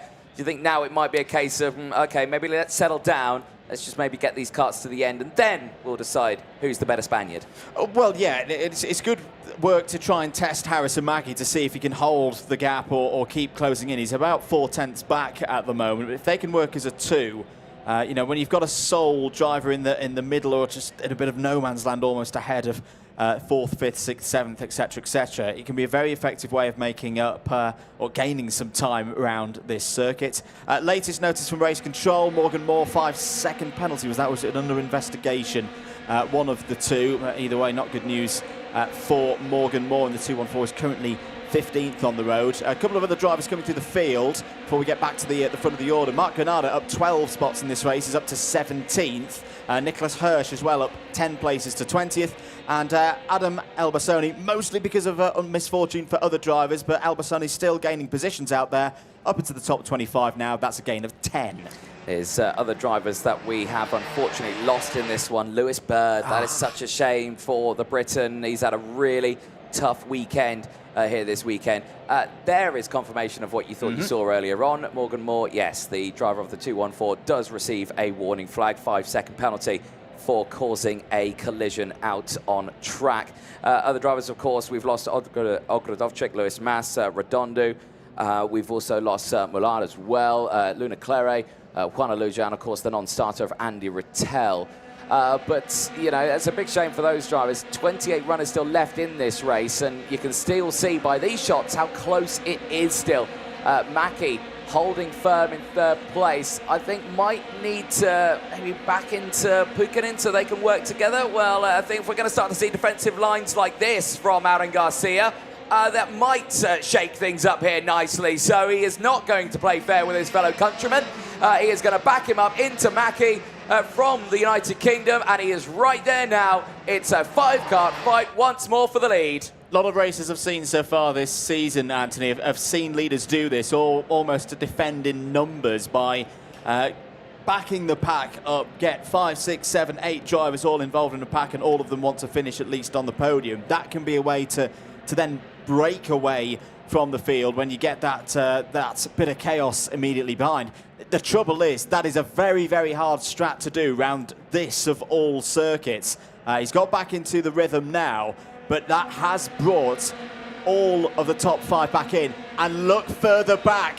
He's coming, everybody. Danny Caronini's up to 6th place. We haven't seen this so far this weekend. This is almost like a flip of 2024 when Danny Caronini was very quick in the heats and then didn't have the performance in the final. Right now, the Italian, who, as I say, has been quietly confident, very similar to how he was at Genk last year, is now suddenly part of a 6-way battle for the lead of the race. Aaron Garcia feeling the need to defend once again through turn 4, 5, 6 and into 7. And not just Caronini on the scene, Gillette's still there, Bertram Sash is there, Gonzalez has gone for the move, that's going to open the door for Harrison Mackie.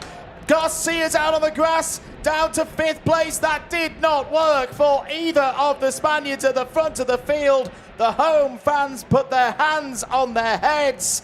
Harrison Mackie to the front of the order, but we've still got the best part of half a heat's length of laps to go here. Mackie leads at the end of lap 12, but Gonzalez is going to attack here surely. Pukkinen in 2nd place as well is pushing Mackie almost through turn 1. Down into turn 2 once again. No move from Pukkinen yet. Caronini's up to 4th place now. What a drive from the Italian. And Gonzalez has got a 5-second time penalty, and he's just taken 2nd place. Gonzalez right now needs to think about damage limitation here and break away from this pack, but that is just not going to happen here. He's there in 2nd place, but will tumble down at the end of this one. As look at this, Pukkinen is battling Garcia, and Danny Caronini is like holding the floodgates of a dam behind him right now. But he is doing a superb job of it, and it's allowing the entire pack behind to close in, and off the track goes one of the cars. I think that was Hugo Gillette there. The Frenchman tumbles down to 11th place, and Mary Berryberg comes up into 10th place. Marius Berryberg looking very, very strong, but eyes on this now. It's Italy versus Spain. Danny Caronini and Aaron Garcia for P4. And this is what we mean, that the pack's completely fractured apart now from a few laps ago. The difference for Aaron Garcia having triggered all of this, he's down in 5th place now. Oh, that's a brave attempt by Alex Pinera down the inside of Bertram Sash for 6th place. Mackie, this is a really good situation for Mackie now because he's effectively got a rear gunner. Even if Gonzalez has down the inside of Caronini goes Garcia for 4th place. Even if Gonzalez was to get through, as long as Harrison Mackie finishes within 5 seconds of Gonzalez, he would still win this race. Pukkinen's got a real job in his hand here. He's got to first get past. That's almost like a ghost cart in the middle of this battle across the top three, simply just to have a go at Mackie, and we've only got 2 more laps after this one. And we certainly do. There are your current gaps and not even seconds between them, so it's just how close it will be at the end of that one. Of course, everyone around Gonzalez will have seen that warning flag, and if they pay attention to that flag, of course, they will note that, okay, we don't actually need to fight now. We could just stay here.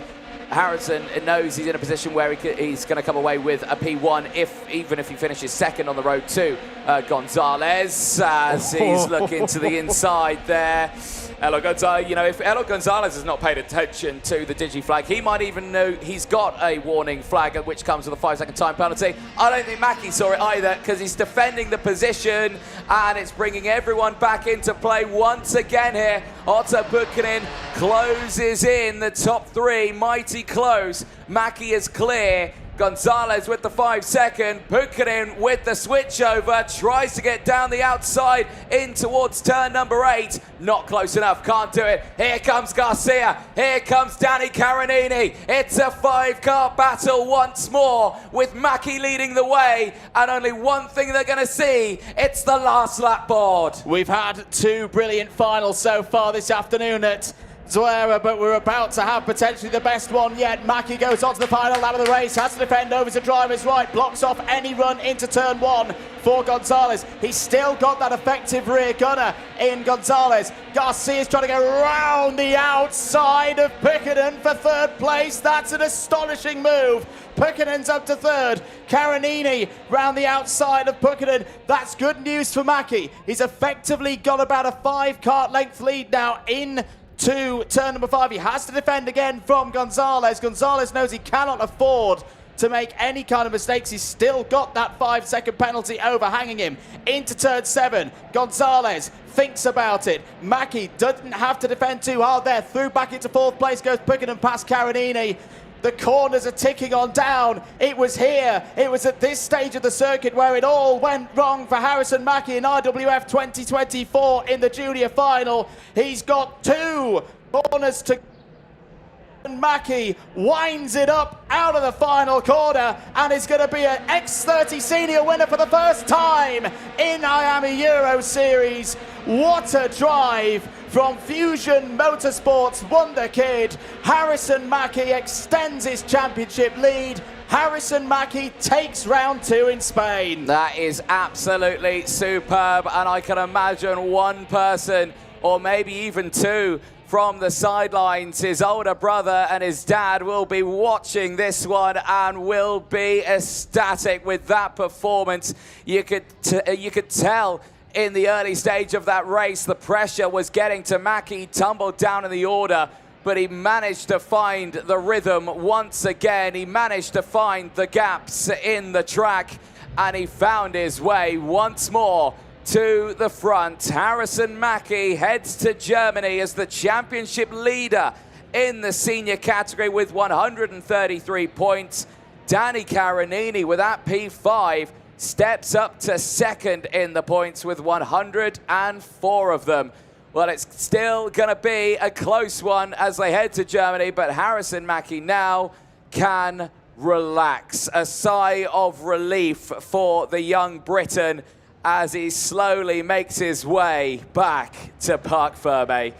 What a drive from that young man. What a drive from the field. Eloy Gonzalez, of course, 2nd on the road, but a 5-second time penalty will be added. Aaron Garcia, that means on track finishes 3rd. On paper, will finish in P2. Otto Buchanan on track 4th, but on paper, P3 for him. Absolutely fantastic result there. Danny Caronini finishing then inside the top 5 from Alex Piñera's P6. Bertram Sash from Roxanne Lantinga, a P8 finish. Still a very strong run in that race. Marius Mariberg finishing in P9 with Sam Woolley rounding out the top 10. Kevin Lantinga, good strong race there. 11 places gained, finishes in P11 ahead of Luca Horton in 12th place. Xavi Lavaz there finishing in 13th place with a big gain. Hugo Gelade finishing in P14. Clement Outron, Mark Granada, Tess van der Kerkhoff round out the top 17. Ricardo Ferrara with a 9th place gain finishes in P18 ahead of Zach Green and Christian Biasati, who rounds out the top 10. Morgan Moore, Hurtado, Hirsch, Van der Heijden, Say, Blanchemont, Elbasani and Beyer round out the 28 finishers in that race. Multiple retirements, and here's how it all transpired. Right at the beginning, you could see, well, looking down when the lights went out was our man Aaron Garcia, but amazingly managed to hold on to the front of that one and hold on to the lead. And I thought was going to be a lights to flag at the end of that one. Drama in the background. Juana Luja, Luna Correa, Luca Millard, Carolina Redondo, Luis Mas, all involved in an incident. Later on, we would see Patrick Ogrodovcic have a moment with Sam van der Heijden as well. Van der Heijden able to continue his charge in that race. Ogrodovcic later retiring. There you can see the drama that has been caused down there, and you can see for some of those drivers, just absolute disbelief from the start of that race. It was quite the roller coaster of emotions in that final for the front runners, though. Mackie fighting constantly to get back into the lead of that race. He did hold on to the lead for the first initial parts of it, getting past the likes of Aaron Garcia. Him himself would also have drama there, tumbling down the order. There was the moment that we lost Patrick Ogrodovcic with his moment with Sam van der Heijden. He would later retire from that race. Otto Pukkanen for brief moments at the front as the charge from Eloy Gonzalez, sending it to the inside and into the lead. This fellow countryman, Aaron Garcia, would follow in pursuit. Later scrambles between those drivers. This is what we mean from Mackie, the big lunges down the inside there. Otto Pukkanen being the recipient of that lunge and sending it to the inside at turn number 7. This one again, the lead change. The two Spaniards in close combat out there on circuits. Eloy Gonzalez just squeezing it back through, and the two not giving up any quarter. That kept the fight certainly close within the top 5, backing themselves up, bringing everyone back into the fight in that top section. That moment there, 3 wide, out wide would go Aaron Garcia, who would fight back to finish on track in 3rd place. But of course, that warning flag going out to Eloy Gonzalez will promote the Spaniard up into 2nd place. Mackie at that point then on lap 13 was released from the pack as Danny Carinini made a show for Italy here in Spain. He managed to close his way up through the order. Carinini, who started this one on the 8th row of the grid in P15, finding himself just inside the top 5 at the end of that race. He would later fall back just that little bit from the lead run, as we could see here, absolutely wheel to wheel between Garcia and Pukkanen. Pukkanen running a little wide on the exit. He tried to keep his foot in it on the outside, but just ran out of racetrack right at the end. And the checker flag was the last to see, and you can see what it means to the young Briton. Harrison Mackie across the line. It was tough last year in juniors. It's magnificent in seniors for the young man from the United Kingdom. Well, he will celebrate on that podium in a few moments' time. We will be chatting to some of those drivers, but the racing here is done for the weekend. But like I say, don't go anywhere, that podium coming up. There's a look at the championship standings. Harrison Mackie heads to Germany with 133 points ahead of Danny Carinini's 104 points. Kevin Lantinga still in the fight, 3rd in the points with 91 points to his name. Aaron Garcia steps up to 4th. Matthias van der Kerkhoff rounds out the top 5. Otto Pukkanen, Eloy Gonzalez, Clement Outron, Andy Rattel, and Zach Green round out the top 10 in the standings. But let's head down to Parc Ferme. Andrew Mather is with our top 3. Here we are with our race winner for the first time in X30 Senior, Harrison Mackie. You've done the job. I know you've had many a special win, particularly in your special year last year in junior, but how does doing it at this level feel? Doing it last year was a great feeling, but doing it in seniors even bigger. Like, the competition's so hard. They're all a lot older than me. I'm quite a few years younger than them all. And to beat them all is a big achievement, and hopefully we can go to do it on for the rest of the races this year. And really not an easy final at all. You know, you were back around 4th, 5th place at stages. You had a lot going on with this man here and the Spaniards as well. They know this track very well. How did you keep your cool across the course of that race? I'm not gonna lie, I didn't even realise it was the last lap. I was just focused on leading that race as long as I could. But once I got there, I was like, okay, I know the speed's good, but at the same time, I know the toe's massive and I have to defend towards the end. So I just put it on the white line and went from there. And does this result, particularly around this circuit, put to rest any of those ghosts from IWF last year when you came so close to winning that final? Does this feel even better than that? Yeah, this is winning your first senior race. It felt a lot bigger than trying to win that one. This is like a massive achievement against all the senior drivers. Who do you want to thank? I thank all of Fusion Motorsport. Definitely, I would have never been able to do it without them. Aventus Power, Joe and Jack at Aventus Power, they couldn't have done it without them. My mum and dad, they're amazing. They support me all the way, and I couldn't have thanked them enough for putting me where I am today, and obviously all my whole family for supporting me. Fantastic stuff, Harrison. Thanks for your time. Let's have a chat with Otto Pukkanen. Hey, Otto. A good weekend. You've worked really, really hard here in Zuera. You're on the podium. You happy? Yeah, I've got to be happy. Talk me through that race. Again, like Harrison said, it was a tough one out there. It was back and forth all the time. Did you enjoy it?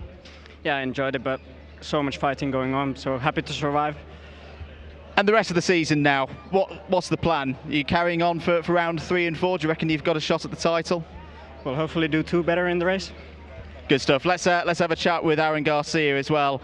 Aaron, a tremendous run, and I know you really wanted to win that one, particularly on home soil, but you know, getting on the podium, you've been quick throughout the whole race week. Are you proud of what you've achieved this week? Yeah, I'm very proud. I want to thank my team and everyone. Yeah, we lead part of the race, but then we have a contact, we go on the grass, and we managed to take P2. So yeah, really happy and looking forward for the championship. What did you make of that moment with Eloy Gonzalez? He was really going for it, of course. Do you think either of you could have done anything different? Well, I think he moved from the corner and a moment that was not necessary. We tangled, but yeah, definitely we managed to survive, I have to say, and yeah, we look for the next one. What's next? Are you sticking around again, like we said with Otto, for the remainder of the season? I know you're obviously very strong here on the Spanish circuit, so are we going to see you in Germany as well? Yeah, we will go to Wagedow and we will try to do the same or try to win. Good stuff, Aaron. Congratulations once again. We'll see you on the podium in a short moment's time. We are indeed ready for that podium ceremony. Anthony Jordan, over to you. Thank you very much, Andrew Mather. We are ready for the presentations for Senior X30 here for round 2 of the IAME Euro Series. We will start with 3rd position after a very close race out there on circuit. Please welcome for Finland, it's Otto Pukkanen. Fabulous end to his race, a close fight all the way to that checkered flag. We turn our attention to the home favourite here, representing Spain in P2, it's Aaron Garcia. And finally, your race winner for the first time in Senior X30 for the United Kingdom, it's Harrison Mackie. And once more on the podium, the winning team, please welcome Fusion Motorsport. Well, for these top runners in Senior X30, 2 more rounds to go as we head to Germany next, as we listen to the national anthem of Great Britain.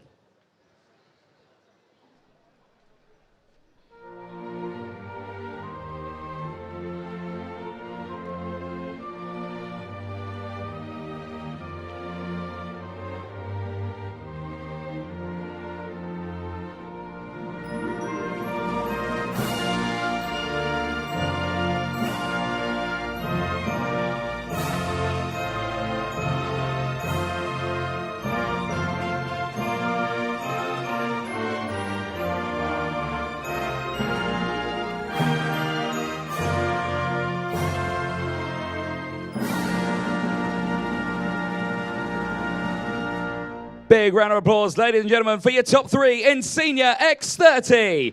We'd now like to welcome James Gardle from RGMMC to present the winners' trophies. And firstly, heading to 3rd position, Otto Pukkanen. The second place trophy heading to Spain's Aaron Garcia. And the winner's trophy heading to the United Kingdom's Harrison Mackie. And finally, the team's trophy once more heading to Fusion Motorsport. What a fabulous end to the weekend here in Zuera for the IAME Euro Series. Drivers, lift those trophies as high as you can. Nice big smiles for all the photographers out there. Is that as high as they go? Well, there we go. Brilliant end to the drivers. And if we get all of you on the top step of the podium as well, all jump in nice and close for one big group photo. You can stick with them. You can stay with them. Don't go anywhere. There's no running away from this. Join them for that photo. Nice big smiles on that podium. A brilliant end to their final. And quite literally, for one last time this weekend, before we head to Germany for round 3, we'll present the bottles of champagne to the drivers. It's been a long, hard, hot weekend of racing. They can now cool off with the nice, bubbly bits. The MDC team are going to run to protect a helmet there for Aaron Garcia. That's smart thinking there. Are we ready? Are we steady? For the last time this weekend, it's champagne! What a brilliant end for the weekend. Mackie's bolted to his team.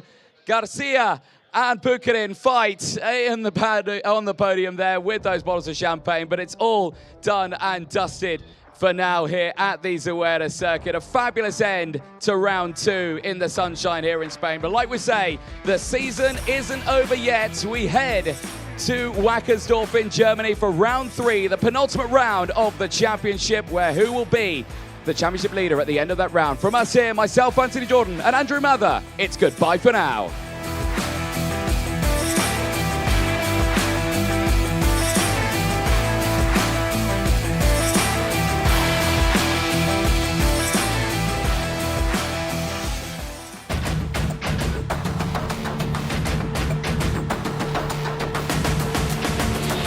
Into the tram lines, the lights go green.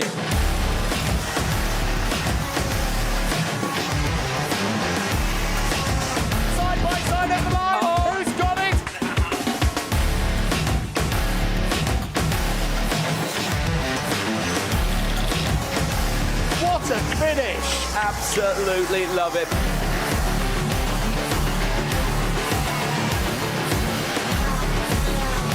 Around the outside, how on earth did he hold on to that one?